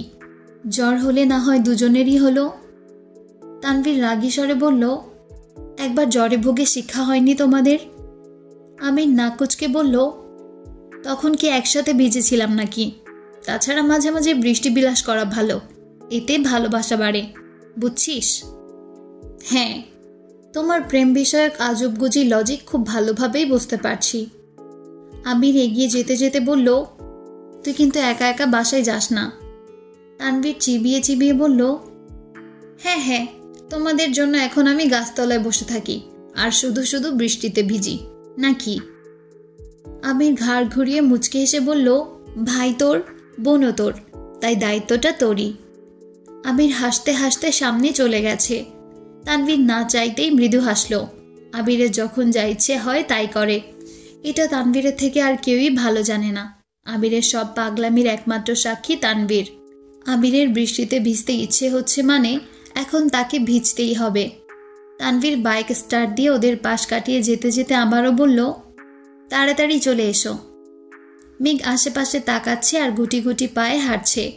কিছুক্ষণ রাস্তাটা ভালোভাবে পর্যবেক্ষণ করে হঠাৎ প্রশ্ন করল, এই রাস্তা দিয়ে গাড়ি নিয়ে ঢোকাই যেত, তাহলে আনেননি কেন গাড়ি? কেন আনিনি তার উত্তর এখন তোকে দিতে পারবো না, সময় হলে নিজেই বুঝতে পারবি। মেঘ বলার মতো কোনো কথা খুঁজে পাচ্ছে না বলে চুপচাপ হাঁটছে। আবিরও নিশ্চুপ হাঁটছে। কোলাহল শূন্য নির্জন পথ। রাস্তায় গুটিকতক বাইক আপন গতিতে ছুটছে। পুপ্পিদের বাসার গলি থেকে বেরিয়ে অনেকটা এগিয়ে মেঘ হঠাৎই আকুল কণ্ঠে শোধালো, আমরা বাসায় যাব কিভাবে? বাসায় না গেলে হবে না? মেঘ অবিশ্বাস্য দৃষ্টিতে আবিরের দিকে চেয়ে আছে। এমনিতেই অনেক রাত হয়ে গেছে, কোথায় তাড়াতাড়ি বাসায় যাওয়ার ব্যবস্থা করবেন তা না, উল্টো মজা করছেন। ধীরে ধীরে বৃষ্টি পড়তে শুরু হয়েছে। মেঘের গর্জনের শব্দ আর বৃষ্টির বড় বড় ফোঁটা দেখে মেঘ ভেতরে ভেতরে ভয় পাচ্ছে। দিনের বেলা বৃষ্টি তার খুব বেশি পছন্দ হলেও রাতের বেলা বিদ্যুৎ চমকালেই মেঘের কলিজা শুকিয়ে যায়। আতঙ্কে মেঘের হাঁটার গতি কমে যাচ্ছে। বারবার আকাশের পানে তাকাচ্ছে আর আস্তে আস্তে করে হাঁটছে। আমির বেশ কিছুক্ষণ যাবৎ মেঘের হাবভাব পর্যবেক্ষণ করে শুধালো, কোনো সমস্যা? মেঘ কাঁদো কাঁদো মুখ করে বলল, আপনি গাড়িটা নিয়ে আসেননি কেন? এখন আমার ভয় লাগতেছে, রাস্তায় একটা রিক্সাও নেই, এখন কিভাবে বাসায় যাব? আবিরের নির্লিপ্ত জবাব এলো, আমি ভেবেছিলাম তুই অনেক সাহসী মেয়ে। মেঘ ঠান্ডা কণ্ঠে বলল, আমি দিনের বেলায় সাহসী, কিন্তু রাতের বেলায় ভীষণ ভীতু। আবির শান্ত চোখে চেয়ে মনে মনে কিছু একটা ভেবে মৃদু হাসল। মেঘের সেদিকে মনোযোগ নেই। একবার বিদ্যুৎ চমকাচ্ছে আর মেঘের গা কেঁপে উঠছে। আবির উদাসীন কণ্ঠে শুধালো, আমি কাছে থাকা সত্ত্বেও তুই এত ভয় পাচ্ছিস? তাহলে আমি থেকে কি লাভ হলো? মেঘ নিশ্চুপ। ফুটপাত দিয়ে হাঁটছে দুজন, কারো মুখে কোনো শব্দ নেই। আমির কিছু বলতে চেয়েও বারবার ঢোক গেলে কথা গেলছে। বৃষ্ণি স্নাত পথে প্রেয়সীর হাতে হাত রেখে বুকের বাম প্রকোষ্ঠে লুকায়িত কথাগুলো বলার সুপ্ত ইচ্ছে আবিরের মনে ঘুরপাক খাচ্ছে। কিন্তু অদ্ভুত এক দেওয়াল বারবার আটকিয়ে দিচ্ছে আবিরকে। পরিবার নামক বেড়াজালে আবির আবদ্ধ হয়ে আছে। মেঘ আবিরকে ভালোবাসে, অনেক বেশি ভালোবাসে, কিন্তু আবিরকে পাওয়ার জন্য আদৌ কি মেঘ পরিবারের সামনে দাঁড়াতে পারবে? যেখানে আবির ভাই নিজের বাড়ি সবার মুখোমুখি হওয়ার জন্য নিজেকে যোগ্য ভাবতে পারছে না, সেখানে মেঘ তো কিছুই না। ক্ষণে ক্ষণে বৃষ্টি বাড়ছে, সেই সাথে বিদ্যুৎ চমকানোর মাত্রাও বেড়েছে। দুজনেই কাক ভেজা হয়ে গেছে। আবিরের পরনে নেভি ব্লু রঙের শার্টটা ভিজে গায়ের সঙ্গে একেবারে লেপ্টে গেছে। ফোন আর ওয়ালেটটা ফুপির বাসা থেকেই পলিথিনে পেঁচিয়ে নিয়ে এসেছিল। মেঘ আজ 3 পিস পরেছিল, চুলে খোপা করে মাথায় ওড়না দিয়েছিল, কিন্তু বৃষ্টিতে ভিজে নাজেহাল অবস্থা হয়ে গেছে। সরু রাস্তায় বড় বড় কদম ফেলায় আবির মেঘের থেকে কিছুটা এগিয়ে গেছে। প্রবল বৃষ্টিতে মেঘ হাঁটতেই পারছে না। আমির সামনে থেকে মেঘের দিকে তাকাতেই মেঘ তেজস্পূর্ণ কণ্ঠে বলে উঠল, আপনি আমায় ফেলে চলে যাচ্ছেন কেন? দেখছেন না আমি ভয় পাচ্ছি? আবিরের পদযুগল থমকে গেছে। এক পলক সামনে তাকালো, পুনরায় আর চোখে চেয়ে গুরুগম্ভীর কণ্ঠে বলে উঠল, কোলে নিতে হবে? মেঘ ব্যস্ত হয়ে আবিরের দিকে তাকালো। সহসা মনে পড়ে গেছে আবিরের সঙ্গে কোনো এক বিকেলে বৃষ্টিতে ভেজার ঘটনা। সেদিন হোঁচট খাওয়ার পরপর আবিরের কোলে তোলার ঘটনা মনে পড়তেই মেঘ থতমত খেয়ে বলল, না না, আপনি শুধু আমার কাছাকাছি থাকুন। আবির নিজের হাত বাড়ালো। মেঘ এক হাতে আবিরের হাতটা শক্ত করে ধরার চেষ্টা করলো, কিন্তু মেঘের ছোট্ট হাত আবিরের মোটা হাতকে ঠিকমতো ধরতে না পেরে সহসা 2 হাতে আবিরের বাহু চেপে ধরেছে। আবির চাপা স্বরে বলল, মুরগির কলিজা নিয়ে রাতে ঘুমাস কিভাবে তুই? মেঘ ঠোঁট উল্টিয়ে আবিরের দিকে তাকাতেই আবারও বিদ্যুৎ চমকালো। মেঘ ভয়ে 2 হাতে আবিরের বাহু আরো শক্ত করে ধরেছে। আবিরের নিজের অন্য হাত মেঘের হাতের উপর রেখে কোমল কণ্ঠে বলল, ভয় পাস না, আমি আছি তো। আবিরের স্পর্শ, সেই সঙ্গে মোলায়েম কণ্ঠে বলা ছোট্ট একটা কথাতেই মেঘের মন থেকে ভয় ডর সব একবারে চলে গেছে। দীর্ঘ নিঃশ্বাস ছেড়ে আকাশের পানে চেয়ে মুচকি হেসে বলল, আমার আবির ভাই আমার পাশে থাকলে আর কিচ্ছু চাই না। যদি আজ আমার মৃত্যুও হয়, তবে যেন আবির ভাইয়ের বুকে মাথা রেখে মরতে পারি। আস্তে আস্তে মেঘের ভয় অনেকটাই কেটে গেছে। আবিরের হাঁটার সাথে তাল মিলিয়েও মেঘ নিজের মতো হাঁটছে, তবে আবিরের হাত একেবারের জন্য ছাড়ছে না। মেঘ আর আবির ফুপিদের বিষয়ে টুকিটাকি কথা বলছে। এত বছর আবিরকে নিয়ে তেমন মাথা না ঘামালেও এখন আবিরের ব্যাপারটা মেঘের খুব চিন্তা। মেঘ আচমকা প্রশ্ন করে বসল, আবির ভাই, আপনি কি এখনো সিগারেট খান? আমির ভ্রু গুটিয়ে বলল, না। কেন? সত্যি করে বলুন, আপনি কবে থেকে সিগারেট খাওয়া শুরু করেছিলেন আর কবে শেষ করেছেন, নাকি এখনো খান? রোমান্টিক আবহাওয়ায় মেঘের এমন প্রশ্ন আবিরের কাটা গায়ে নুনের ছিটার মতো লাগছে। আবির কড়া গলায় বলল, এখন এসব প্রশ্ন করার সময়? মেঘ গাল ফুলিয়ে চোখ নামিয়ে ধীর কণ্ঠে বলল, তার মানে আপনি এখনো সিগারেট খান? আমির বিরক্ত হয়ে মেঘের দিকে তাকালো। পরপর এদিক সেদিক তাকিয়ে গম্ভীর কণ্ঠে বলল, আমি মিথ্যা কথা বলি না মেঘ। তারপরেও যদি তোর আমাকে বিশ্বাস করতে কষ্ট হয়, তাহলে আমার কিছুই করার নেই। মেঘ হতবাক হয়ে গেছে। আবিরকে ইদানিং কিছু বললেই ছ্যাদ করে ওঠে, বিশেষ করে বিশ্বাস নিয়ে কথা বললে তো উপায়ই নেই। মেঘ মনোযোগ দিয়ে কতক্ষণ আবিরকে দেখে প্রশ্ন করল, কি হয়েছে আপনার? এভাবে কথা বলছেন কেন? আমির জোর গলায় বলা শুরু করল, আমি কখনো কারো বিশ্বাস ভঙ্গ করিনি, তোর তো নয়। সিগারেট আমার নেশা না। যখন কোনো বিষয়ে খুব বেশি রেগে থাকি, দিশা পাই না, তখন একটু আধটু সিগারেট খেতাম, এতটুকুই। তারপরেও এত বছরে হাতে গোনা কয়েকটা সিগারেটই খেয়েছি। এসব এখন অতীত। সিগারেট ছেড়েছি বহুদিন হলো, ছুঁয়েও না পর্যন্ত। সেদিনের পর তুই কোনোদিন আমার হাতে সিগারেট দেখেছিস, রুমে পেয়েছিস, নাকি আমার গায়ে সিগারেটের গন্ধ পেয়েছিস? তবুও কেন এত অবিশ্বাস? তোর সন্দেহের তালিকায় কেন সবসময় আমার নামটাই থাকে? এখনো এই মানুষটাকে একেবারে বিশ্বাস করা যায় না?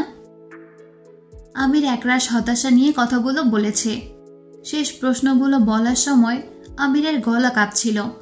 অজানা এক ক্রোধে আবির আবার দগদগে স্বরে বলল, তানভীরকে কল দিয়ে তোকে নিয়ে যেতে বলি।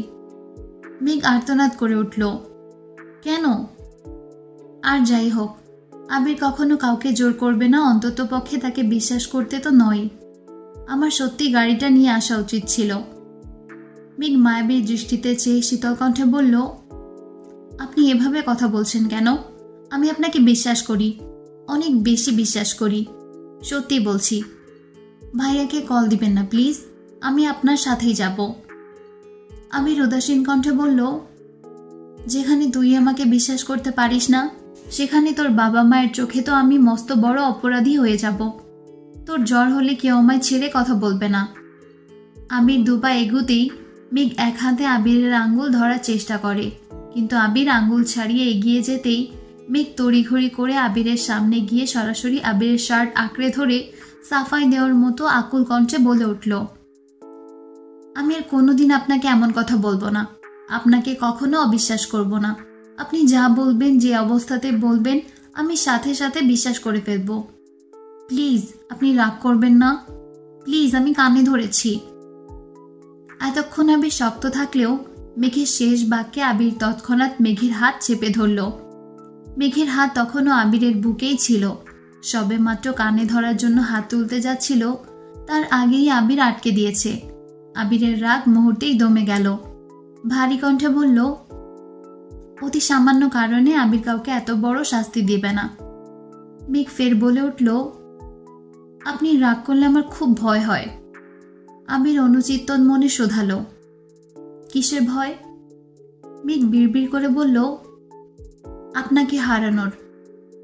ঝুম বৃষ্টিতে মেঘের বিড়বিড় করে কথা বলাটা আমি ঠিকমতো বুঝতে পারিনি। শিওর হতে আবির পুনরায় শোধালো, কি বললি? মেঘ কিছু না বলে আবিরের উপর মাথা ঠেকালো। অনেকক্ষণ যাবৎ বৃষ্টিতে ভেজার কারণে মেঘের শরীর ঠান্ডা হয়ে যাচ্ছে। অকস্মাৎ ভয়ে আবিরের বুক কাঁপছে। মেঘের শরীর যদি আবার খারাপ হয়? আবির তড়িঘড়ি করে বলল, শরীর খারাপ লাগছে? মেঘ সহসা আবিরের থেকে দূরে সরে দাঁড়ালো। প্রিয় মানুষের সহচর্য পেলে মানুষ সব ভুলে যায়। মেঘের ক্ষেত্রেও তাই হয়েছে।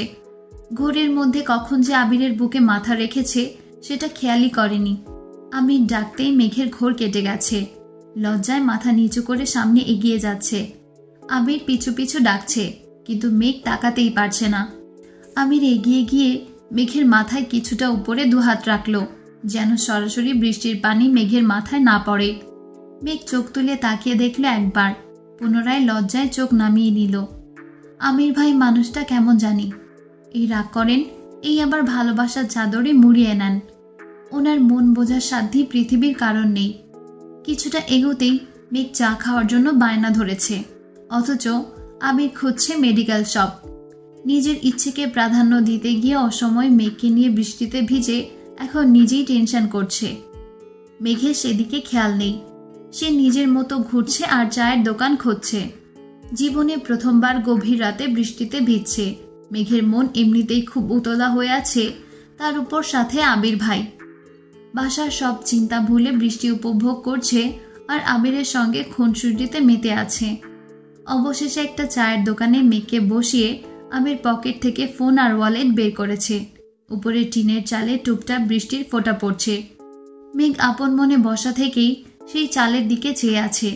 টিনের চালে মাতাল করা শব্দে মেঘের ভাবনারা ছন্নছাড়া হয়ে যাচ্ছে। মেঘ আবিরের দিকে তাকাতেই আবির বলে উঠল, বৃষ্টির শব্দটা ভালো লাগছে? হ্যাঁ, আগে বর্ষাকালে নানা বাড়ি গেলে এই শব্দটা শুনতাম, অনেক ভালো লাগতো। কত বছর পর আবারও শুনছি। আবির প্রশ্ন করল, লাল চা খাবি নাকি দুধ চা? লাল চা খাবো। ঠিক আছে ম্যাম। আমির চলে গেল। হঠাৎই মেঘের কানে আবিরের কণ্ঠ বেজে উঠল, মামা আপনি বসুন, চা আমি বানাচ্ছি। মেঘ আঁতকে উঠে পেছনে ঘুরল। সত্যি সত্যি আবির চা বানাচ্ছে। মেঘ তৎক্ষণাৎ বসা থেকে উঠে দাঁড়ালো। ভেতরে থাকা হৃৎপিণ্ড ছুটছে দিক বিদিক। ঠোঁটে ফুটে উঠেছে প্রশান্তির হাসি। অকস্মাৎ মনে দুশ্চিন্তারাও ভর করেছে। নিজের অজান্তেই বলে উঠল, এত সুখ আমার কপালে সইবে তো? সঙ্গে সঙ্গে মেঘ নিজের মাথায় গাঁটটা মেরে বলল, কিসব বাজে কথা ভাবছিস? আবির 2 কাপ চা নিয়ে এগিয়ে আসলো। আদা লেবু দিয়ে 2 কাপ চা নিয়ে এসেছে। আবিরকে দেখে মেঘ পুনরায় চেয়ারে বসল। মেঘকে 1 কাপ চা দিয়ে আবির পাশের চেয়ারে বসে চায়ে চুমুক দিল। মেঘ 1 চুমুক চা খেয়ে মেঘ মুগ্ধ হয়ে আবিরের পানে চেয়ে জিজ্ঞেস করল, আপনি আর ঠিক কি কি পারেন একটু বলবেন? আবির নির্বিকার ভঙ্গিতে বলল, বলতে পারবো না, তবে প্র্যাকটিক্যালি সবই পারবো। বাহ, বড় আব্বু আর বড় আব্বুর একমাত্র ভদ্র ছেলে। আপনি ছেলে হয়ে যা পারেন, আমি মেয়ে হয়েও তা পারি না। আমির উদ্গ্রীব হয়ে বলল, আমি কখনোই ভদ্র ছেলে ছিলাম না। আমি 1 নম্বরে অসভ্য আর অভদ্র একটা ছেলে। তাছাড়া তোকে কাজ শিখতে কে বলেছে? তোর যখন যা লাগবে শুধু অর্ডার করবি। মেঘ প্রশ্ন করল, আপনি অভদ্র এটা কে বলেছে? তোর আব্বু।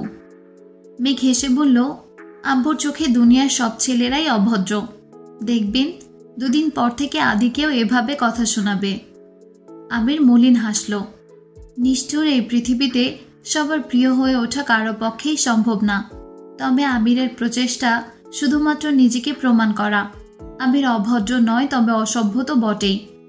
মেঘকে কাছে পেলে আরো বেশি অসভ্য হয়ে যায়। এজন্য মেঘের দিকে ঠিকমতো তাকাচ্ছেই না। আবির ফোন চেক করতেই দেখল মোট 17টা কল আসছে। বাসা থেকে 8টা কল আসছে। তানবীরও 4 থেকে 5 বার কল করেছেন। ফুপ্পি রাকিবও বেশ কয়েকবার কল দিয়েছে। এখন ফোন দিলেই যে যার মতো কথা শোনাবে, তারপর আবার মন খারাপ হবে সেই ভেবেই কাউকে কল ব্যাক করেনি। রাস্তায় একটা মেডিকেল শপ থেকে মেঘকে ওষুধ কিনে খাইয়েছে যাতে জ্বর না আসে। আমির আশেপাশে রিক্সা খুঁজছে। বাসার মানুষের থেকেও বেশি টেনশন হচ্ছে মেঘকে নিয়ে, কারণ মেঘকে সামাল দেওয়ার মতো মানসিক অবস্থা আবিরের নেই। বৃষ্টির পানিতে চিকচিক করা মেঘের 2 গাল গোলাপের ভেজা পাপড়ির মতো লাল টকটকে 2 ঠোঁটে তাকানো মাত্রই আবিরের বুকে কম্পন অনুভব করে সঙ্গে সঙ্গে চোখ সরিয়ে নেয়। কিন্তু মেঘ নিজের মতো করে কথা বলছে। হুটহাট আজবগুজি প্রশ্ন শুরু করেছে, যে প্রশ্নের উত্তর দেওয়ার মতো পরিস্থিতি আবিরের নেই। তাই মেঘকে নিয়ে তাড়াতাড়ি বাসায় ফিরতে যাচ্ছে। একটা ফুলের দোকান দেখে মেঘ বলে উঠল, আবির ভাই, আমাকে একটা গোলাপ ফুল কিনে দিবেন? না। কেন? গোলাপ ব্যতীত অন্য কোনো ফুল নেই। লাল গোলাপগুলো খুব সুন্দর লাগছে, একটা নেই? বললাম তো না। মেঘ মন খারাপ করে 2টো বেলি ফুলের মালা নিয়েছে। আবির টাকা দিয়ে বেরিয়ে এসে বলল, দে, পরিয়ে দেই। প্রয়োজন নেই। কেন? কারণ এগুলো মিমের জন্য নিয়েছি। ওয়েট, আরো কয়েকটা নিয়ে আসি। লাগবে না, আমার জন্য আনলে লাল গোলাপ নিয়ে আসুন। আবির গম্ভীর কণ্ঠে বলল, চল সামনে যাই, সামনে হয়তো রিক্সা পাবো। মেঘ উষ্ণ স্বরে বলল, তবুও গোলাপ দিবেন না? না। মেঘ রাগে ফুঁসতে ফুঁসতে চলে যাচ্ছে। বৃষ্টি কমে এসেছে, তবে গাছ থেকে এখনো টুপটুপ করে পানি পড়ছে। আবির মেঘের গমন পথে চেয়ে ভারী কণ্ঠে বলল, যেই ফুল তোকে অন্য ছেলেরা দিতে চেয়েছিল সেই ফুল আমার চোখে বিষের মতো। আবির সেই বিষ ছুবে না। এদিকে তানভীর বাসার কাছে গাছের নিচে বাইকে বসে আছে আর ওদের জন্য অপেক্ষা করছে। বৃষ্টি কমাতে আবিরকে কয়েকবার কল পর্যন্ত দিয়েছে, কিন্তু আবির ফোনই ধরছে না। হঠাৎ বন্যার কথা ভেবে কল দিল বন্যার নাম্বারে। অনেকদিন পর বন্যার ফোনে কল ঢুকেছে। প্রথমবার রিসিভ হলো না। দ্বিতীয়বার রিসিভ করার সঙ্গে সঙ্গে বন্যা প্রশ্ন করল, হ্যালো কে? তানভীর কপাল গুটিয়ে বলল, বা, এত অপরিচিত হয়ে গেলাম। বন্যা তৎক্ষণাৎ বলে উঠল, আসসালামু আলাইকুম। ওয়ালাইকুম আসসালাম। সরি তানভীর ভাই, নতুন ফোন, তাই নাম্বারটা সেভ ছিল না। ও আচ্ছা, ফোন কবে কিনলা? আজকেই কিনেছি। আপনি কি বাহিরে? হ্যাঁ, কেন? বৃষ্টি বাতাস এসবের শব্দ মনে হচ্ছে। ও আচ্ছা, গাছতলায় বসে আছি তাই এমন শব্দ হচ্ছে। গাছতলায় কেন? এমনিতেই একটু কাজ ছিল। রাতে খেয়েছো? জি। আপনি? হ্যাঁ, ফুপিদের বাসায় খেয়ে আসলাম। ফুপিরা কেমন আছেন? আলহামদুলিল্লাহ ভালো। আচ্ছা, ভালো থাকুন, রাখি এখন। কেন? ঘুমাবো। আচ্ছা, ঘুমাও। তানভীরের কথা শেষ হওয়া মাত্রই আবির আর মেঘ আসছে। যথারীতি তিনজনেই কাক ভেজা হয়ে বাসায় ফিরেছে। রাত 11টার উপরে বেজে গেছে, অথচ তিন ভাই সোফায় বসে আছে। কাঠগড়ায় মেঘ, আবির আর তানভীর। মেঘ হাঁচি দিতেই আবির মাথা নিচু করে কপাল গুটিয়ে চোখ বন্ধ করে দাঁতে দাঁত চেপে ধরেছে। আজ একটা ঘূর্ণিঝড় হতে চলেছে, যার সূচনা মেঘের একটা হাঁচি করে দিল। আবির মাথা নিচু করে মেঘকে আস্তে করে বলল, রুমে যা। মেঘ কোনো দিকে না তাকিয়েই ভেজা জামা নিয়েই নিজের রুমের দিকে ছুটছে। ড্রয়িং রুম, সিঁড়ি সব ভিজে গেছে। আলী আহমদ খান মেঘের দিকে একবার তাকিয়ে পুনরায় আবিরদের দেখল। গম্ভীর কণ্ঠে প্রশ্ন করল, তোমাদের এই অবস্থা কেন? আবির সাফাই দেওয়ার স্বরে বলল, আপনি বলেছেন বাইক যেন না চালায়, আর রাস্তায় রিক্সা পাইনি। গাড়ি নাওনি কেন? ফুপ্পিদের বাসা পর্যন্ত গাড়ি ঢুকবে কিনা শিওর ছিলাম না। বাসা পর্যন্ত না যাক, রাস্তা পর্যন্ত তো যেত। রাস্তায় রাখবো? তারপর কোনো অ্যাক্সিডেন্ট হলে, গাড়ি চুরি হলে দায়ভার কে নেবে? আমি? আলী আহমদ খান ভারী কণ্ঠে বললেন, তুমি না নিলে তোমার বাপেই না হয় দায় নিত। যত যাই হোক, গাড়িটা তো তোমার বাপেরই। আবির মৃদু হেসে বলল, আমার জন্য কাউকে কোনো দায় নিতে হবে না, আর আমি অযথা কোনো দায়ও নিতে চাই না। মোজাম্মেল খান এবার চেঁচিয়ে উঠলেন, তোমাদের ঘাড় তেড়ামির জন্য আমার মেয়েটাকে কেন ভিজিয়েছ? ওর কিছু হলে? আবির রাশভারী কণ্ঠে বলল, আপনার মেয়ের কিছু না হলেই তো হলো। এত রাতে এখানে কথা বাড়ালে ঝামেলা হবে ভেবে মোজাম্মেল খান হুঙ্কার দিয়ে সোফা ছেড়ে উঠে চলে গেছেন। ইকবাল খানও নিজের রুমে চলে গেছেন। আলী আহমদ খান কাজের মহিলাকে ডেকে ফ্লোর মোছার কথা বলে নিজেও ভেতরে চলে গেছেন। আবির ভেতর ভেতর ফুঁসছে।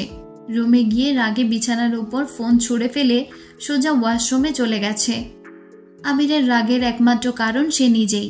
আবির শাওয়ার নিয়ে আবার রান্নাঘরে এসে মেঘের জন্য স্যুপ আর কফি করে নিয়ে গেছে। মেঘকে ডাকতেই মেঘ দরজা খুলে স্বাভাবিক কণ্ঠে বলল, ভেতরে আসুন। আবির গুরুতর কণ্ঠে বলল, না থাক, কখন আবার চেঁচিয়ে তোর আব্বুকে ডাকবি। মেঘ আহাম্মকের মতো তাকিয়ে থেকে খাবারগুলো নিল। আবির সঙ্গে সঙ্গে চলে গেছে। তানভীর ফ্রেশ হয়ে আবিরের রুমে আসছে। মূলত মিনহাজদের ব্যাপারে কথা বলতে এসেছে। আমিরের অ্যাক্সিডেন্টের পর থেকে মেঘের মতো আবিরও ওদের ব্যাপারে মাথা ঘামায় না। তানভীরকে প্রথম 1-2বার জিজ্ঞেস করলেও এরপর থেকে একবারের জন্য তাদের কথা জিজ্ঞেস করেনি। তানভীর আজ নিজে থেকেই কথা বলতে এসেছে। আজ শুক্রবার, ফুপির বাসাতে আজকে সবার দাওয়াত। নামাজ পড়েই সবাই রওনা দিয়েছে। আবির, তানভীররা মেঘ, মিম আদি ইকবাল খানের গাড়িতে যাচ্ছে। বাকিরা আলী আহমদ খানের গাড়িতে। আরিফ আর আসিফ দুজনেই গলির মোড় থেকে ওনাদের নিয়ে গেছে। মিম আরিফকে দেখে বড় করে ভেঙচি কাটল। আত্মীয়তার সম্পর্কের খাতিরে আরিফ মৃদুভাবে হাসল। মেঘ মিমকে সারাদিন সামনে রেখেছে, যেন কোনোভাবেই কোনো অঘটন না ঘটায়। খাওয়া দাওয়ার পর্ব শেষ করে বিকেলের দিকে বাসার উদ্দেশ্যে রওনা দিয়েছে। আগামী পরশু থেকে রমজান শুরু হবে, তাই ফুপ্পির জোড়াজুটিতে আজকেই সবাইকে আসতে হলো। ফুপ্পির সাথে সবারই খুব ফর্মাল সম্পর্ক। আবিরা ফুপ্পিকে যতটা আপন করে নিয়েছে, বড়রা ঠিক ততটা নিতে পারছে না। মাঝরাতে হঠাৎই আবিরের ফোনে কল বাজতেছে। আবির ঘুমের ঘোরে প্রথমে কল কেটে দিয়েছে। খানিকক্ষণ বাদে আবারও ফোনে কল বাজতেছে। আবির কল রিসিভ করে অর্ধ ঘুমন্ত অবস্থায় জিজ্ঞেস করলো, কে? পেতনি। আবির ঘুমের ঘোরেই মুচকি হাসল। ঠোঁটের কোণে হাসি রেখে বিমোহিত কণ্ঠে জানতে চাইল, আবির কি কোনো অন্যায় করেছে? তা না হলে মাঝরাতে পরীর বদলে পেতনি কেন কল দিবে আমায়? হ্যাঁ, আপনি মস্ত বড় অপরাধ করেছেন। আবিরের চোখ বন্ধ, এখনো ঘুমের রেশ লেগে আছে চোখে মুখে। আধ ঘুমে থেকেই আবির পুনরায় প্রশ্ন করল, সর্বনাশ, অপরাধটা কি বলা যাবে? মেঘ নিচু কণ্ঠে বলল। আপনি আমার প্রথম কলটা ধরলেন না কেন? আবির চোখ মেলে ফোনের দিকে তাকালো। তড়িঘড়ি করে কল লিস্ট চেক করলো। ঘুমের ঘোরে কল কাটার ঘটনা মনে পড়তেই মাথা চুলকে ঠান্ডা কণ্ঠে বলে উঠল, ওপস সরি। ঘুমের মধ্যে কিভাবে বুঝবো যে আপনি কল দিয়েছেন? সরি। সদ্য ঘুম থেকে ওঠা আবিরের ভাঙা ভাঙা কণ্ঠ শুনে মেঘের হৃদস্পন্দন বেড়ে গেছে। মনে হচ্ছে কি যেন হৃদয়ে ছুরির ন্যায় তোলপাড় চালাচ্ছে। সব কিছু যেন মুহূর্তেই তছনছ করে দিবে। মেঘ বুকের বাম পাশে প্রকোষ্ঠে হাত রেখে নিজেকে সংযত করে ধীরস্থির কণ্ঠে প্রশ্ন করে, সেহরি খাবেন না? উঠুন। আবির নীরস গলায় বলল, না খেয়ে কত রমজান কাটিয়েছি, এখন না খেয়ে রোজা রাখার অভ্যাস হয়ে গেছে। মেঘ শক্ত কণ্ঠে বলল, না খেয়ে থাকতেন কেন? তখন তো আর কেউ কল দিয়ে জাগিয়ে দিত না আমায়। মেঘ চাপা স্বরে বলে উঠল, এখন যেহেতু জাগিয়ে দিচ্ছি তার মানে বুঝতে হবে অভ্যাস পরিবর্তন করার সময় হয়ে গেছে। তাড়াতাড়ি ওঠেন, আমি রাখছি। আমি তপ্ত স্বরে ডাকল, মেঘ। জি। নিজেকে সব কিছুতে জড়িয়ে রাখিস। কোনো একটাকে কেন্দ্র করে চললে পরবর্তীতে তার ব্যথাটা সহ্য করতে পারবি না।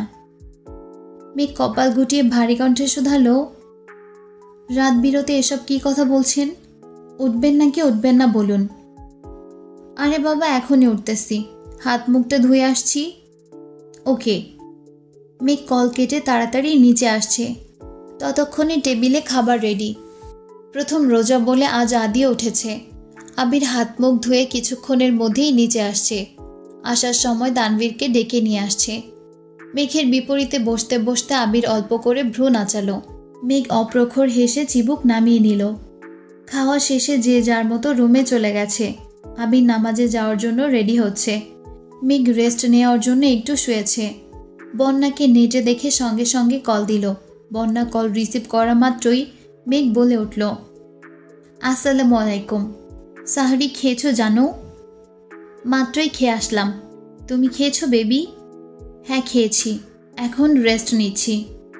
বন্যা ঠাট্টা স্বরে বলল, সাবধান, রোজা রমজানের দিন, দিনের বেলা মনকে সংযত রাখিস। আবির ভাইয়াকে ড্যাব ড্যাব করে দেখিস না, আর ওনাকে নিয়ে বেশি ভাবিস না। মেঘ স্বাভাবিক কণ্ঠে বলল, ওনাকে দেখব কিভাবে? উনি সারাদিন অফিসেই থাকবেন। আচ্ছা একটা কথা বলবি? কি? আমি যদি রোজা রেখে পাঞ্জাবি বা টি শার্ট পেইন্ট করি তাহলে কি আমার রোজা হালকা হয়ে যাবে?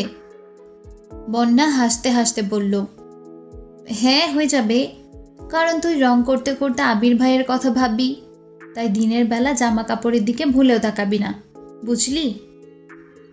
আচ্ছা ঠিক আছে, নামাজের সময় হয়ে যাচ্ছে, রাখছি। বন্যা কল কাটতেই দেখল তানভীরের আইডি থেকে মেসেজ আসছে, ছোট্ট করে লেখা, সাহারি খেয়েছো? বন্যা উত্তর দিল, জি আলহামদুলিল্লাহ, আপনি খেয়েছেন? হ্যাঁ। কোনো পাশ থেকেই আর কোনো মেসেজ আসলো না। তানভীর 2-3 বার কিছু লিখেও বারবার মুছে দিয়েছে। কিছু একটা বললেই সেই মেসেজ মেঘকে দেখালে বোনের নজরে তানভীর ছোট হয়ে যাবে সেসব ভেবেই তানভীর কিছু লিখতে পারছে না। প্রায় 5 মিনিট পর বন্যার আইডি থেকে মেসেজ আসলো, গুড নাইট। তানভীর মলিন হেসে লিখল, good night and take care. সকালে মেঘের ঘুম ভাঙার আগেই আবির অফিসে চলে গেছে। বাড়ি সম্পূর্ণ নীরব। মেঘ একে একে সবার রুমেই চক্কর দিয়ে আসছে। মিম আর আদি টিউশনে গেছে। তানভীর, আবির, আলী আহমদ খানরা কেউ বাসায় নেই। বাড়ির 3 কর্তি নিজেদের রুমে কোরআন শরীফ পড়ছেন। মেঘ ঘুরে ফিরে নিজের রুমে এসে শাওয়ার নিয়ে উজু করে সেও কোরআন শরীফ পড়তে বসেছেন। ইফতারের আগ মুহূর্তে আবিররা বাসায় ফিরেছে। প্রথম রোজা, তাই মালিয়া খান বারবার সবাইকে বলে দিয়েছেন যেন ইফতারের আগেই চলে আসে। মেঘ শরবত বানাচ্ছে, মিম মেঘকে সাহায্য করছে, আর আদি দুপুর থেকেই সোফায় পড়ে আছে। 10 মিনিট পর পর জিজ্ঞেস করে, মেঘাপু আর কতক্ষণ? আপু আর কতক্ষণ পরে আজান দিবে? মেঘ আর মিম আদিকে বুঝিয়ে রাখতে রাখতে নিজেরাই ক্লান্ত হয়ে গেছে। আদি এই যে সোফায় শুয়েছে আর উঠতেই পারছে না। আবির ইফতারের আগে আগে এসে আদিকে কোলে করে চেয়ারে নিয়ে বসিয়েছে। চেয়ারে বসেও আদি হেলে পড়ে যাচ্ছে। আদির অবস্থা দেখে মিম মিটিমিটি হাসছে। আলী আহমদ খান ভারী কণ্ঠে বললেন, এভাবে হেসো না, এমন দিন সবাই পার করে আসছে। সঙ্গে সঙ্গে মিমের হাসি থেমে গেছে। চুপচাপ ইফতার করতে বসে পড়েছে। মেঘ দাঁড়িয়ে দাঁড়িয়ে শরবতে একটু পরপর চিনি দিচ্ছে। প্রথমবারের মতো শরবত বানানোর দায়িত্ব মেঘ নিয়েছে। যদি ঠিকঠাক না হয় তাহলে বাড়ির সবার সামনে নাক কাটা যাবে, এজন্য আরও বেশি ভয় পাচ্ছে। আবারও চিনি দিতে যাবে, তখনই আবির মৃদুস্বরে বলল, আর কত চিনি দিবি, থাম এবার। তোর চিনি দেওয়া দেখে একদিনেই সবার ডায়াবেটিস হয়ে যাবে। মেঘ কপাল গুটিয়ে তাকালো, কিন্তু কিছু বলল না।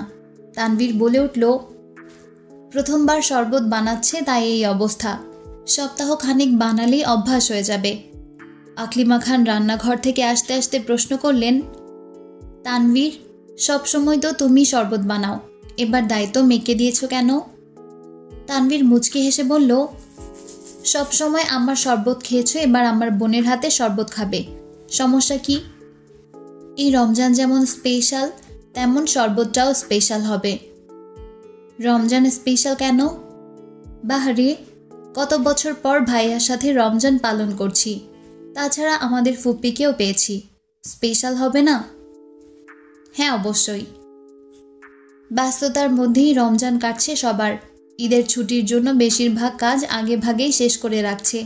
সময় করে ইকবাল খান সিলেট আর মোজাম্মেল খান কিছুদিনের জন্য রাজশাহী গেছেন। আলী আহমদ খান আর আবির মিলেই অফিস সামলাচ্ছে। আলী আহমদ খান ইফতারের আগে আগে বাসায় চলে গেলেও আবির প্রতিদিন ফিরতে পারে না। আম্বুর অফিসের কাজ শেষ করে নিজের অফিসে যাওয়ার আগে মাঝে মাঝেই রাস্তাতেই মাগরিবের আজান পড়ে যায়। মাঝে মাঝে রাকিবদের সাথে ইফতার করে, কিন্তু প্রতিদিন মাগরিবের নামাজের পরপরই মেঘ কল দেয়। কল দিয়ে প্রথম প্রশ্নটাই থাকে, ইফতার করেছেন? কি কি খেয়েছেন? দ্বিতীয় প্রশ্ন, বাসায় কখন আসবেন? প্রতিদিনই মেঘের একই রুটিন। আমিরের বাসায় ফেরার সময় অনুসারে মেঘ নিজের কাজ শেষ করে। আবির বাসায় ইফতার করে বের হলে ফিরতে ফিরতে প্রায় 1 থেকে 2টা বেজে যায়। আর ইফতার বাহিরে করলে তারাবির নামাজ শেষে বাসায় আসে। মেঘও সেই অনুযায়ী নামাজ শেষ করে পাঞ্জাবি ডিজাইন করতে থাকে। আবির ফিরলে একসঙ্গে খাওয়া দাওয়া করে। রাত ছাড়া এখন আবিরকে দেখা যায় না বললেই চলে, তাই রাতটাই আবিরকে দেখার উত্তম সময়। যেদিন আবির বেশি রাত করে বাসায় ফেরে সেদিন সাহারিতে আবির মেঘকে আগে কল দেয়। অন্য দিনগুলোতে মেঘ আবিরকে কল দিয়ে ঘুম ভাঙিয়ে দেয়। পাশাপাশি রুমে থেকেও সামনাসামনি কারো মুখে কোনো কথা নেই। আজ শুক্রবার অফিস বন্ধ থাকায় আবির সকাল থেকে জামা কাপড় ধুইতেছে। মেঘ কোনো কারণে ছাদে গিয়ে দেখে ছাদ ভরে আছে আবিরের শার্ট আর টি শার্টে। সবগুলোর মধ্যে সাদা শার্টের সংখ্যায় বেশি। সবগুলো গুনে শেষ করে মাথায় হাত দিয়ে বিড়বিড় করতে করতে মেঘ নিচে নামছে। আমির আরও কতগুলো শার্ট আর পাঞ্জাবি নিয়ে উপরে উঠছে। মেঘকে বিড়বিড় করে নামতে দেখে প্রশ্ন করল, ভর দুপুরে ছাদে গিয়েছিলি কেন? মেঘ উত্তর না দিয়ে উল্টো প্রশ্ন ছুড়ে দিল, একটা মানুষের 27টা শার্ট কিভাবে থাকতে পারে? আবির ভ্রুকুচকে স্বাভাবিক কণ্ঠে বলল, আরও 5টা এখনো পরিইনি। এত শার্ট দিয়ে কী করবেন? ধুয়ে দিলাম, যেগুলো ছোট হবে সেগুলো দিয়ে দিব। মেঘ চাপা স্বরে আওড়ালো, আমাকে 2টা শার্ট দিয়েন। আমির ভারী কণ্ঠে শোধালো, তোর শার্ট লাগবে? মেঘ বিপুল চোখে চেয়ে তাড়াতাড়ি এপাশ ওপাশ মাথা নাড়ালো। মনে মনে বলল, ইস, উনি কি শুনে ফেলল? মেঘ দ্রুত নিজের রুমে চলে গেছে। আমির নামাজ পড়ে এসে সেই যে ঘুমিয়েছে, এর মধ্যে রাকিব প্রায় 22টা কল দিয়েছে। আমির ঘুম থেকে উঠে এতগুলো কল দেখে ভয়ে ভয়ে কল দিল। রাকিব কল রিসিভ করতেই হুঙ্কার দিল, আজকে রোজা রাখছি বলে তোকে বকতে পারছি না। কতগুলো কল দিলাম কইছিলি? ফোন সাইলেন্ট করে ঘুমিয়েছিলাম। কেন? একটু ঝামেলা হয়েছে। একটু না, বেশি ঝামেলা। ফোনে বলবি নাকি দেখা করবি? ইফতার করে বের হোস। আমির উষ্ণ স্বরে জানালো, শরীরটা খুব দুর্বল, তুই বাসায় আয়, এখনই চলে আয়, সমস্যা নেই। না না, এখন আসলে সবার সাথে ইফতার করতে হবে। তোর বাপের আমি বিরাট ভয় পাই। উনি আমার দিকে তাকালেই মনে হয় আমি গড়গড় করে সব বলে দিব। কি বলে দিবি? তোর আর মেঘের ব্যাপারে যা জানি সব এমনিতেই মুখ ফসকে বলে দিব। তার চেয়ে বরং তুই ইফতারের পরে আসিস। তোর ইচ্ছে। নামাজ শেষে আবির বাসায় আসার 10 মিনিট পরই রাকিব বাসে এসেছে। মালিহা খানকে ভালো মন্দ জিজ্ঞেস করে সরাসরি আবিরের রুমে চলে গেছে। আবিরকে বিস্তারিত ঘটনা বলার পর আবির স্বাভাবিক কণ্ঠে বলল, তুই এখন কি চাচ্ছিস? আমি রিয়াকে বিয়ে করতে চাচ্ছি। এখনই বিয়ে করবি? সব জানাজানি হয়ে গেছে। এই অবস্থায় বিয়ের সিদ্ধান্ত না নিলে পরবর্তীতে ঝামেলা আরো বাড়বে। আমি স্বাভাবিক কণ্ঠে বলল, তাহলে আন্টিকে তুই বোঝা। গতকাল রাত থেকে আম্মু আমার সাথে কথা বলে না। প্রথমে ভাবছি ঠিক হয়ে যাবে। আজকে বিকাল নাগাদ যখন কথা বলছে না, তখন বাধ্য হয়ে বাসা থেকে চলে আসছি। এখন আমি কি করতে পারি সেটা বল। রাকিব মলিন হেসে বলল, তুই আম্মুকে বোঝাবি? আমির হুঙ্কার দিয়ে উঠল, আমি আমার পরিবার মানাতে পারছি না বলে বিয়েই করতে পারছি না, সেখানে তুই আসছিস আমাকে দিয়ে তোর পরিবার মানাতে। বা রাকিব বা। প্রিয় বন্ধু, তুই ছাড়া আমার কে আছে বল? তুই আমার কাছে যে কোনো সমস্যার সমাধান চা, আমি যথাসাধ্য চেষ্টা করব। কিন্তু যেই মারপ্যাচে আমি আটকে আছি সেটা সমাধান আমার কাছে চাস না। রাকিব আকুল কণ্ঠে বলে উঠল, এতদিন আমার বাসার সমস্যা ছিল না, শুধু রিয়ার বাসাই সমস্যা ছিল। কিন্তু এখন ওদের বাসার সাথে সাথে আম্মুও প্যাচ ধরে বসে আছে। জান্নাত আম্মুকে বোঝানোর অনেক চেষ্টা করেছে, কিন্তু আম্মু কথা মানার অবস্থাতেই নেই। আবির রাশভারী কণ্ঠে বলল, দেখ, এর সমাধান আমার কাছেও নেই। তুই যেমন আব্বুকে ভয় পাস, আমিও তেমন আন্টিকে ভয় পাই। আমার এখনো মনে আছে, ছোটবেলা গণিত পরীক্ষায় তুই 2 নম্বর কম পেয়েছি বলে রাস্তার মাঝখানে তোকে কি মাইটাই না দিছিল। সেই থেকে আমি তোর বাসায় যাই না। তুই না গেলে কি হবে? আম্মু তোকে খুব ভালোবাসে, তোর কথা বললে যে কোনো অনুমতি দিয়ে দেন। কিন্তু এই ব্যাপারটা সিরিয়াস, তাই তোকে নিজে যেতে হবে। আমার পাটা ঠিক হয়েছে বেশি দিন হয়নি। আব্বু এখনো বাইক চালানোর অনুমতি দেননি। রিকশায় করে অফিসে যাই আমি। সেখানে তোর বিয়ের কথা বলতে গেলে তোদের বাসায় যাই আর আন্টির হাতের মায়ের খেয়ে আবার বিছানায় পড়ে থাকি। গতবার আমার শ্বশুর বেশি না, মাত্র 2 ঘন্টা ঝাড়ছিল।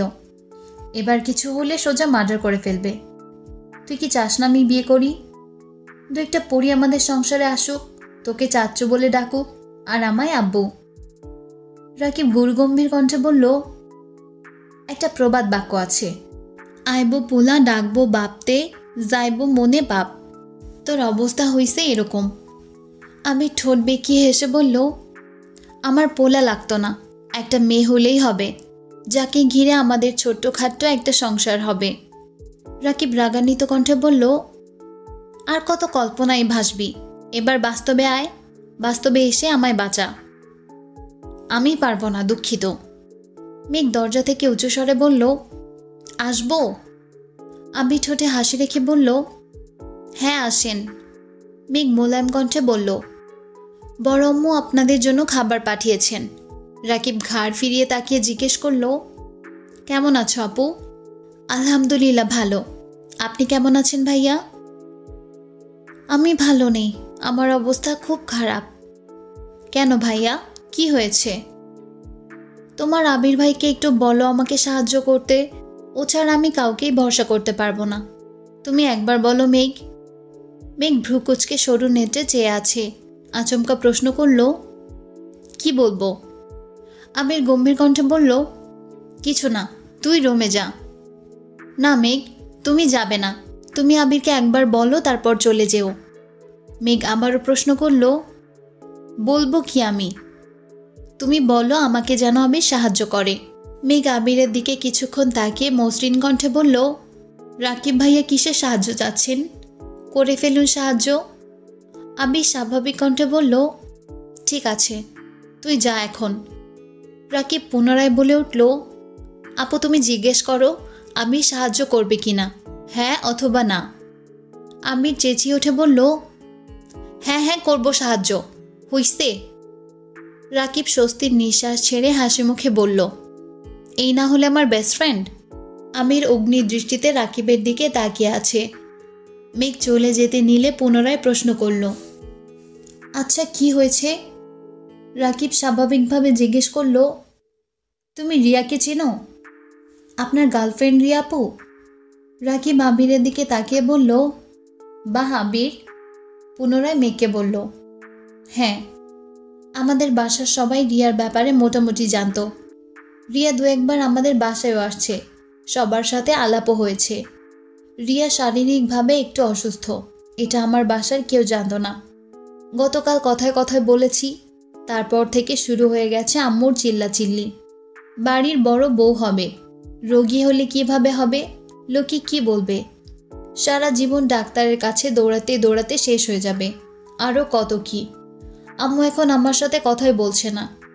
আমি তোমার আবির ভাইকে বলতেছি আমাদের বাসায় যেতে, আম্মুকে একটু বোঝাইতে। রিয়াপুর কি সমস্যা? শ্বাসকষ্ট, অ্যালার্জির সমস্যা, আরও কিছু সমস্যা আছে। মেঘ জানালা দিয়ে বাইরে তাকিয়ে উদাসীন কণ্ঠে মনে মনে বলল, রিয়াপুর সামান্য একটা সমস্যার কারণে আন্টি কত বছরের সম্পর্ক মানছেন না। আর আমি যে একটা তার ছেঁড়া, এটা জানার পরেও আমার শাশুড়ি কি আমাকে মেনে নেবেন? আমির মেঘকে ডাকতেই মেঘ নড়ে চড়ে উঠল।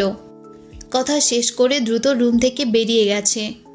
মেঘ যেতেই রাকিব বলল, আজ মেঘ আসছিল বলে বেঁচে গেলাম। আমির রাগান্বিত কণ্ঠে বলল, লোকে এই জন্যই বলে কাউকে দুর্বল জায়গা চেনাতে নেই। আমি নিজেই এখন আদমরা, তাই তো মেঘকে দিয়ে সাহায্য চাইলাম। আচ্ছা, তুই না একবার বলেছিলি মেঘ অসুস্থ? ঠিকই তো দেখলাম। আমির কপাল গুটিয়ে গুরুভার কণ্ঠে বলল, অসুস্থ না রে, বৃষ্টিতে ভিজেছিলাম। ধমকের হাত থেকে বাঁচতে শ্বশুরের মুখের উপর বলেছিলাম, আপনার মেয়ের কিছু না হলেই তো হলো। যেই কথা সেই কাজ। আমার শ্বশুর সকাল বিকাল দেখে মেয়ের জ্বর সর্দি আসছে কিনা, কারণ কিছু একটা হলেই আমার ইচ্ছে মতো ঝাড়তে পারবে। উনি যদি ডালে ডালে চলে, আমিও পাতায় পাতায় চলি। সপ্তাহ খানিক মেয়েকে গরম পানির উপর রেখেছি, সারাক্ষণ গরম পানি খেয়েছে, অ্যান্টিবায়োটিক খাওয়াইছি। প্রাকৃতিক ওষুধ সহ যত ধরনের ঘরোয়া পদ্ধতি আছে সব চেষ্টা করে ফেলেছি। আল্লাহর রহমতে সর্দি জ্বর কিছুই হয়নি। তোর জীবন এখন ডিসকভারি চ্যানেলের বাঘ আর হরিণের মতো হয়ে গেছে। জামাই শ্বশুরের চ্যালেঞ্জ। চাচু যেদিন জানতে পারবেন ওনার পরীর মতো মেয়ের পেছনে তোর মতো বানর ঘুরঘুর করছে, তখন ওনার কি অবস্থা হবে আবির? সেদিন নিয়ে এখনো ভাবিনি, যা হবে সেদিনই হবে। বাঁচার মোড়া দু হাতেই নিয়ে ওনাদের সম্মুখীন হব। আচ্ছা এখন চল, নামাজ পড়ে আমাদের বাসায় যাবি। আমির আচ্ছা বলার আগেই জান্নাত আবিরের নাম্বারে কল দিয়েছে। আমির রিসিভ করতেই জান্নাত বলল, আবির ভাইয়া, রাকিব ভাইয়া বাসা থেকে চলে গেছে। ভাইয়ার ফোনও বন্ধ। আম্মু টেনশনে অসুস্থ হয়ে পড়েছে, এখন কিছুটা সুস্থ হয়েছে। ভাইয়ার সাথে কথা বলতে চাচ্ছেন। আপনি ভাইয়াকে খুঁজে নিয়ে তাড়াতাড়ি বাসায় আসুন প্লিজ। আচ্ছা, আসতেছি। আবির আর রাকিব ঘন্টা খানেকের মধ্যে রাকিবদের বাসায় আসছে। আন্টি আঙ্কেলের সাথে কথা বলে অনেক কষ্টে রাজি করিয়েছে। সঙ্গে সঙ্গে রিয়াকে কল দিয়ে রিয়ার আম্মুর সাথেও কথা বলেছে। প্রায় ঘন্টা দুয়েক আলাপ আলোচনা শেষে রাকিব আর রিয়ার বিয়ে ঠিক হয়েছে। ঈদের একদিন পরেই বিয়ে। রিয়ার পরিবার আত্মীয় স্বজনদের মধ্যে অনেকেই এই বিয়েতে রাজি না, তাই মোটামুটি ঘরোয়াভাবে বাসাতেই প্রোগ্রাম করা হবে। আমির বাসায় ফিরতেই আলী আহমদ খান শুধালেন, কোথায় ছিলে? রাকিবদের বাসায় গিয়েছিলাম। রাকিব দেখলাম সন্ধ্যায় আমাদের বাসায় আসলো, আবার তুমি এখন ওদের বাসাতে কি ফিরছ? কোনো সমস্যা? না আব্বু, তেমন কোনো সমস্যা না। রাকিবের বিয়ে ঠিক হয়ে গেছে, ঈদের একদিন পর বিয়ে। আলী আহমদ খান রাশভারী কণ্ঠে বললেন, কোথায় ঈদের পর তোমার বিয়ে হওয়ার কথা ছিল? তা না হয়ে তোমার বন্ধুর বিয়ে হচ্ছে। ভালো ভালো। আমির মনে মনে আওড়ালো, যাকে বিয়ে করতে চাই তাকে বিয়ে না দিলে এই ঈদ কেন? একের পর এক ঈদ কেটে গেলেও আবির অন্য কাউকে বিয়ে করবে না। দেখতে দেখতে সময় পেরিয়ে যাচ্ছে। এক সপ্তাহ পরে ঈদ উল ফিতর। খান বাড়িতে শপিংয়ের মেলা বসেছে। আলী আহমদ খান, ইকবাল খান, মোজাম্মেল খান তিনজনই আলাদা আলাদাভাবে সবার জন্য জামা কাপড় এনেছে। বছরে একবারই ওনারা নিজে শপিংয়ে যান। তাছাড়া তানভীরও সবার জন্য জামা কাপড় এনেছে। বাড়ির দুই ছোট কর্তি একদিন মেঘদের শপিংয়ে নিয়ে গিয়ে সবার জন্য শপিং করিয়ে এনেছে। মেঘের অলরেডি 5 থেকে 6 সেট ড্রেস হয়েও গেছে, তবে কাঙ্ক্ষিত ব্যক্তির থেকে এখনো কিছু পাওয়া হয়নি, তাই মেঘের মন তেমন ভালো নেই। আবিরদের পাঞ্জাবি টি শার্টের কাজ কমপ্লিট, এখন শুধু দেওয়ার অপেক্ষা। আজ সকাল থেকে তানভীর আবিরকে খুঁজছে। আবির রাকিবের বিয়ের শপিং করতে বেরিয়েছে। আবির দুপুরের দিকে বাসায় আসতেই তানভীর ছুটে গেল। আবির নির্বিকার ভঙ্গিতে জিজ্ঞেস করল, কি হয়েছে তোর? তানভীর অনচ্ছ হেসে বলল, ওর জন্য একটা ড্রেস কিনেছি, কিভাবে দিব বুঝতে পারছি না, হেল্প করো। আমার হেল্প করতে হয় কেন? সামনে যেতে না চাইলে নিজের বুদ্ধি কাজে লাগা। মানে, তোর বোনকে যেভাবে গিফট পাঠিয়েছিলি সেভাবে পাঠা। ও যদি না পড়ে? এত চিন্তা করলে অকালে চুল পেকে যাবে। তোর কাজ গিফট করা, অ্যাকসেপ্ট করবে কিনা সেটা তার বিষয়। ঠিক আছে। তানভীর বন্যার ঠিকানা দিয়ে ড্রেস কুরিয়ারে পাঠিয়ে দিয়েছে। কুরিয়ার থেকে বক্স নিয়ে বন্যার রুমে গেল।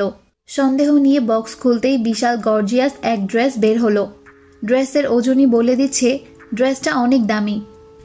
বন্যা সঙ্গে সঙ্গে মেঘকে কল দিয়ে সব ঘটনা খুলে বলল। মেঘ অচতুর কণ্ঠে বলল, গিফট কে পাঠালো সেটা বড় বিষয় না, গিফট পেয়েছিস এটা নিয়েই খুশি থাক। এত দামি ড্রেস কি করব আমি? কেউ হয়তো ভুলে পাঠাইছে। মেঘ তড়িৎ বেগে বলল, আরে বোকা, ঠিকানা তোর বাসার, ফোন নাম্বার তোর, মানে কেউ ইচ্ছে করেই তোকে পাঠিয়েছে। আমি ড্রেস পরব না, যেভাবে আছে সেভাবেই রেখে দিব। মেঘ সঙ্গীনভাবে ধমকে ওঠে, তুই ড্রেস না পরলে মজাটা করব কিভাবে? কিসের মজা? তুই ড্রেসটা পরে ছবি তুলে একটা ছবি ফেসবুকে পোস্ট করবি, তারপর দেখব পরিচিত মানুষের বাহিরে কে তোর ছবিতে রিয়্যাক্ট দেয়। সেখান থেকে খুঁজে নেব মনে মনে কে তোকে পছন্দ করে, আর কোন বড়লোকের বাপের ছেলে এত দামি ড্রেস তোর জন্য পাঠায়। আমি পারবো না। চুপ, আমি যা বলছি তাই হবে। এ ব্যাপারে আমি আর কোনো কথা শুনবও না, মানবও না।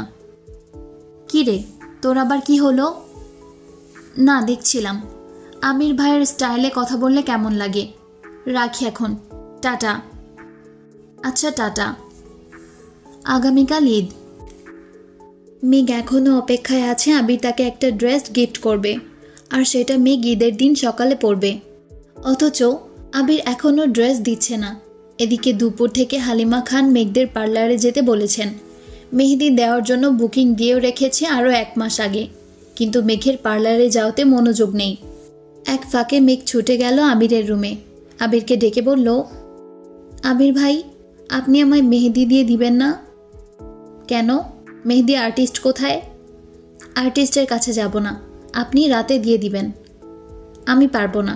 মিমকে নিয়ে তাড়াতাড়ি মেহেদি দিতে যা, ইফতারের আগে আগে চলে আসিস। মেঘ কাঁদো কাঁদো কণ্ঠে বলল, মায়েশা আপুর বিয়েতে আপনি কত সুন্দর করে মেহেদি দিয়ে দিয়েছিলেন, আজকে একটু দিয়ে দেন না প্লিজ। আমির রাগান্বিত কণ্ঠে বলল, মেঘ, উল্টাপাল্টা বায়না ধরবি না, যা বলছি তাই শোন। মেঘ মন খারাপ করে নিজের রুমে চলে গেছে। মেহেদি দিবে না বলার পরেও বাড়ির সবাই জোর করে পার্লারে পাঠিয়েছে। সন্ধ্যার দিকে বাসায় ফিরেই মেঘ দেখল তার বিছানার উপর একটা শপিং ব্যাগ রাখা।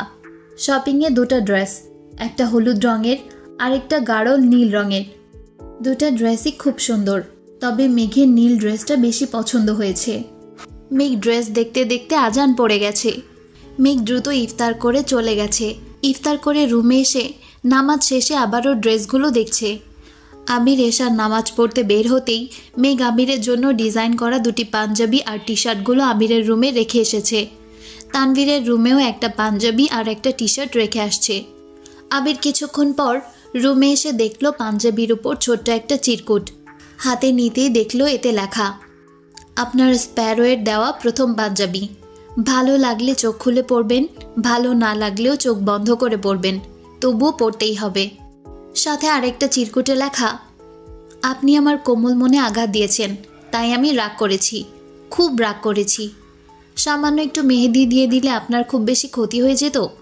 আপনি আমার মনের ছোট ছোট অভিযোগের সৃষ্টি বিশালাকার পর্বত। আপনাকে ঘিরে আমার যত অভিযোগ ছিল সব ঈদের চাঁদের কাছে সঁপে দিয়েছি। তবুও দোয়া করি আপনি ভালো থাকুন, পৃথিবীর সব সুখ আপনাকে ঘিরে রাখুক। ঈদ মোবারক। আবির চিরকুটটা পরে মুচকি এসে বলল, পৃথিবীর সব সুখ যদি আমায় ঘিরে রাখে, তবে আমি সেই সুখের চাদর দিয়ে তোকে ঘিরে রাখব। তোর মনের ঘরে চুল পরিমাণ অভিযোগ ঢোকার রাস্তাও রাখবো না। তোকে আমার ভালোবাসা দিয়ে ভরিয়ে রাখবো। একদিন কেন, সারা জীবন তোকে রাঙিয়ে রাখার দায়িত্ব আমি নিব, ইনশাল্লাহ। মেঘ আজ তাড়াতাড়ি শুয়ে পড়েছে। অ্যালার্ম দিয়ে ঘুমিয়েছে। ঘুম ভাঙতেই তড়িঘড়ি করে উঠে শাওয়ার নিতে চলে গেছে। ফজরের নামাজ পড়ে ঘণ্টাখানেক কোরআন শরীফ পড়েছে। তারপর বেলকনিতে দাঁড়িয়ে আকাশের পানে তাকিয়ে আছে। কয়েক মুহূর্তের মধ্যে মেঘের দু চোখ বেয়ে টুপটুপ করে পানি পড়তে শুরু করেছে। দাদা দাদু সহ আত্মীয় স্বজন যারা মারা গেছেন তাদের কথা ভেবেই মেঘ কাঁদছে। নামাজ পড়েও তাদের জন্য দোয়া করেছে। ঘণ্টাখানিক নিশ্চুপ দাঁড়িয়ে থেকে মেঘ ওয়াশরুম থেকে হাত মুখ ধুয়ে রেডি হতে শুরু করলো। বিছানায় ছড়ানো 8টা ড্রেস, সবগুলোই সুন্দর, কিন্তু মেঘের নজর এক আবিরের ড্রেসেই আটকে গেছে। খুব ভেবে চিন্তে আবিরের দেওয়া নীল রঙের ড্রেসটাই পরেছে, সাথে নীল রঙের বড় বড় কানের দুল, হাতে নীল চুড়ি। শুরুতেই চুল শুকিয়ে স্ট্রেট করে নিয়েছিল। দুপাশে 2টা কাঁকড়া ব্যান্ড দিয়ে ডিজাইন করে চুল বেঁধেছে। পেছন থেকে সব চুল ছাড়া, তবে স্ট্রেট করার জন্য খুব সুন্দর লাগছে। মুখে হালকা মেকআপ করে ঠোঁটে গোলাপি রঙের লিপস্টিক লাগিয়েছে। সাজা শেষে রুম থেকে বেরিয়ে এদিক সেদিক উকি দিচ্ছে। কোথাও কেউ নেই। আবিরের রুমেও দেখে এসেছে, আবির নেই। হঠাৎ বড় আব্বুকে নামাজ থেকে ফিরতে দেখে মেঘ দৌড়ে নিজের রুমে চলে গেছে আর আবিরের উপরে আসার অপেক্ষা করছে। কিছুক্ষণ পর আবির উপরে আসা মাত্রই মেঘ রুম থেকে বেরিয়ে সোজা আবিরের সামনে গিয়ে বসে পড়েছে। মেঘের এমন কর্মকাণ্ডে আবির কিছুটা ভড়কে গেছে। সঙ্গে সঙ্গে দুপা পিছিয়ে দাঁড়ালো। মেঘ উপরে তাকিয়ে দুহাতে আবিরের দুপা স্পর্শ করল। ততক্ষণে আবির নিচু হয়ে মেঘের দু কাঁধ আলতোভাবে ধরল। মেঘের দু কাঁধে আলতোভাবে হাত রেখে বলল, সালাম করতে হবে না, ওঠেন। মেঘ সালাম করে ঠোঁটে প্রশান্তির হাসি নিয়ে উঠে দাঁড়ালো। আবিরের পরনে মেঘের দেওয়া সাদা পাঞ্জাবি। তা দেখে মেঘের ওষ্ঠযুগল আরও বেশি প্রশস্ত হলো। মেঘের কল্পনায় আবির ভাইকে যতটা সুন্দর লেগেছিল, বাস্তবে তার থেকেও বহুগুণ বেশি সুন্দর লাগছে। আবিরও নির্বাক হয়ে মেঘকে দেখছে। নীল রং আবিরের খুব বেশি পছন্দ, তবে সচরাচর নীল রঙের কিছু আবির কেনে না, কারণ প্রিয় মানুষকে প্রিয় রঙের ড্রেসে দেখলে মুগ্ধতায় চোখ সরাতে পারবে না ভেবেই এই রংটাকেই এড়িয়ে যায়। তবে দোকানের নীল রঙের জামাটা দেখে এত বেশি পছন্দ হয়েছিল যে না কিনে থাকতেই পারিনি। অকস্মাৎ আবির ভ্রু নাচিয়ে প্রশ্ন করল, সালামি লাগবে? মেঘ মুচকি হেসে বলল, আগে দোয়া করবেন, তারপর সালামি দিবেন। আবির মেঘের মাথায় হাত রেখে সুমধুর কণ্ঠে বলল, দোয়া করি জীবনে অনেক বড় হ, সব সময় হাসি খুশি থাক। মেঘ নাক সিটকে বলল, এসব দোয়া তো সবাই করে, আপনি বরং ইউনিক দোয়া করুন। দোয়াও আবার ইউনিক হয়? হ্যাঁ হয়। আবির মাথা থেকে হাত নামিয়ে দুহাতে মেঘের দুগালে আলতোভাবে হাত রাখল। জিভ দিয়ে ঠোঁট ভিজিয়ে স্নিগ্ধ শীতল কণ্ঠে বলল, আমি দোয়া করি তোর মনের সব ইচ্ছে পূরণ হোক, ছোট থেকে বড়। ইনফ্যাক্ট যেগুলো তুই মনে মনে ভাবিস কিংবা ঘুমের ঘোরেও স্বপ্ন বা কল্পনায় দেখিস, সেই সব ইচ্ছে পূরণ হোক। তুই যা চাস, যাকে চাস, ঠিক যেভাবে চাস সেভাবেই যেন পেয়ে যাস। তোর আকাশ জুড়ে ভালোবাসার বৃষ্টি হোক, যে বৃষ্টি তোর মনে জমে থাকা অভিমান অভিযোগগুলোকে ধুয়ে মুছে বিলীন করে দিবে। সেই সঙ্গে আগামী দিনগুলোতেও তোর মন ভালো রাখবে। প্রয়োজনে বৃষ্টির ফোঁটার সাথে সাথে 2টা হাঁসের বাচ্চাও আসুক, যেগুলো তোকে সারাদিন হাসাবে। মহিলা হাঁসটার নাম হবে মেঘ, পুরুষ হাঁসের নাম যা খুশি রেখে দিস। তারপর তাদের একটা সংসার হবে, পরে ডিম হবে, বাচ্চা দিবে। আরও বলবো? মেঘ ঠোঁট উল্টিয়ে বলল, এটা আপনার ইউনিক দোয়া? তো কি দোয়া চাস বল? থাক, দোয়া করতে হবে না, সালামি দেন। কত লাগবে? 2 টাকা নাকি 5 টাকা? আপনার যত ইচ্ছে দেন, সালামি চাইতে নেই। আবির পকেট থেকে একটা নতুন 500 টাকার বান্ডেল বের করে দিল। মেঘ অবাক চোখে তাকিয়ে প্রশ্ন করল, এত টাকা নিয়ে কি করব? তোর বোধশক্তি হওয়ার পর প্রথমবার সালামি দিচ্ছি, কম কেন দিব?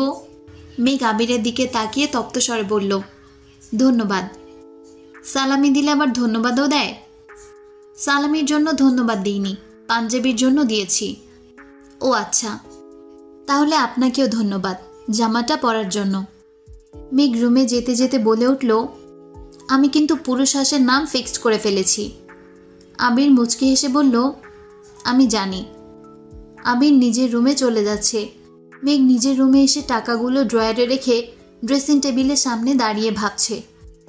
পুরুষ হাঁসটার নাম আবির আর মহিলা হাঁসটার নাম মেঘ। একদিন তাদের বিয়ে হবে, তাদের সাজানো ছোট্ট একটা সংসার হবে। তারপর তাদের ঘর আলো করে একটা রাজকন্যা না হয় রাজপুত্র আসবে। উফ বলেই মেঘ লজ্জায় দুহাতে নিজের মুখ ঢেকে ফেলেছে। ব্লাশ দেওয়ায় গাল দুটো যতটা লাল হয়েছিল, এসব কথা ভেবে দুগাল 3 গুণ বেশি লাল হয়ে গেছে। কিছুক্ষণ পরেই মেঘ স্বাভাবিক হয়ে নিচে নামলো। মেঘের ড্রেস দেখে কাকিয়া বলল, এই ড্রেসটা অনেক সুন্দর, তোকে খুব ভালো লাগছে, কিন্তু তুই যেটা পছন্দ করে কিনলি সেটা পরিসনি কেন? মেঘ হাসি মুখে বলল, ঈদ 7 দিন থাকে, সবার দেওয়া ড্রেসই পরব। তানভীর নামাজের সময় তাড়াহুড়ো করে গিয়েছিল বলে মেঘের দেওয়া পাঞ্জাবিটা পরে যেতে পারিনি। বাসায় এসে তাড়াতাড়ি করে মেঘের দেওয়া পাঞ্জাবি পরে নিচে আসছে। আবিরও ততক্ষণে নিচে এসেছে। সবাই একবার আবিরকে দেখছে, আবার তানভীরকে। হালিমা খান প্রশ্ন করলেন, তোরা কি সেম পাঞ্জাবি কিনেছিস? তানভীর ঠোঁটে হাসি রেখে বলল, পাঞ্জাবি গিফট পেয়েছি। কে দিল? বনু আমাকে আর ভাইয়াকে গিফট করেছে। ডিজাইন নিজে করছিস? মেঘ ছোট করে বলল, হ্যাঁ। বাহ, খুব সুন্দর হয়েছে। তোর আব্বু চাচ্ছে ওদেরও দিতি। ভালো লাগলে ইনশাল্লাহ আগামী ঈদে সবাইকে দিব। সবাই একসঙ্গে খাওয়া দাওয়া শেষ করে 5 ভাই বোন মিলে ঘুরতে বেরিয়েছে। তানভীর ড্রাইভ করছে, আবির তার পাশের সিটে বসে আছে। ফুপ্পির বাসা থেকে অলরেডি ঘুরে অল্প নাস্তা করে আসছে। রাস্তায় যেতে যেতে মেঘ হঠাৎই বলে উঠল, ভাইয়া চলো না বন্যাদের বাসার দিকে যাই। আবির আর তানভীর দুজনেই আটকে উঠল। তাদের প্ল্যান ছিল এদিক সেদিক ঘুরে শেষে বন্যাদের বাসার এদিকে যাবে, কিন্তু মেঘ শুরুতেই বলে ফেলল। তানভীর মুখভঙ্গি স্বাভাবিক রেখেই প্রশ্ন করল, ওইদিকে কেন? বন্যা ঈদে কোথাও বের হয় না, আমরা যেহেতু বের হয়েছি ওকে দেখে আসি। আবির মৃদু হেসে বলল, শুধু দেখে আসবি কেন, ওকে নিয়েও আসিস, সবাই একসঙ্গে ঘুরবো। আচ্ছা বলবো ওকে।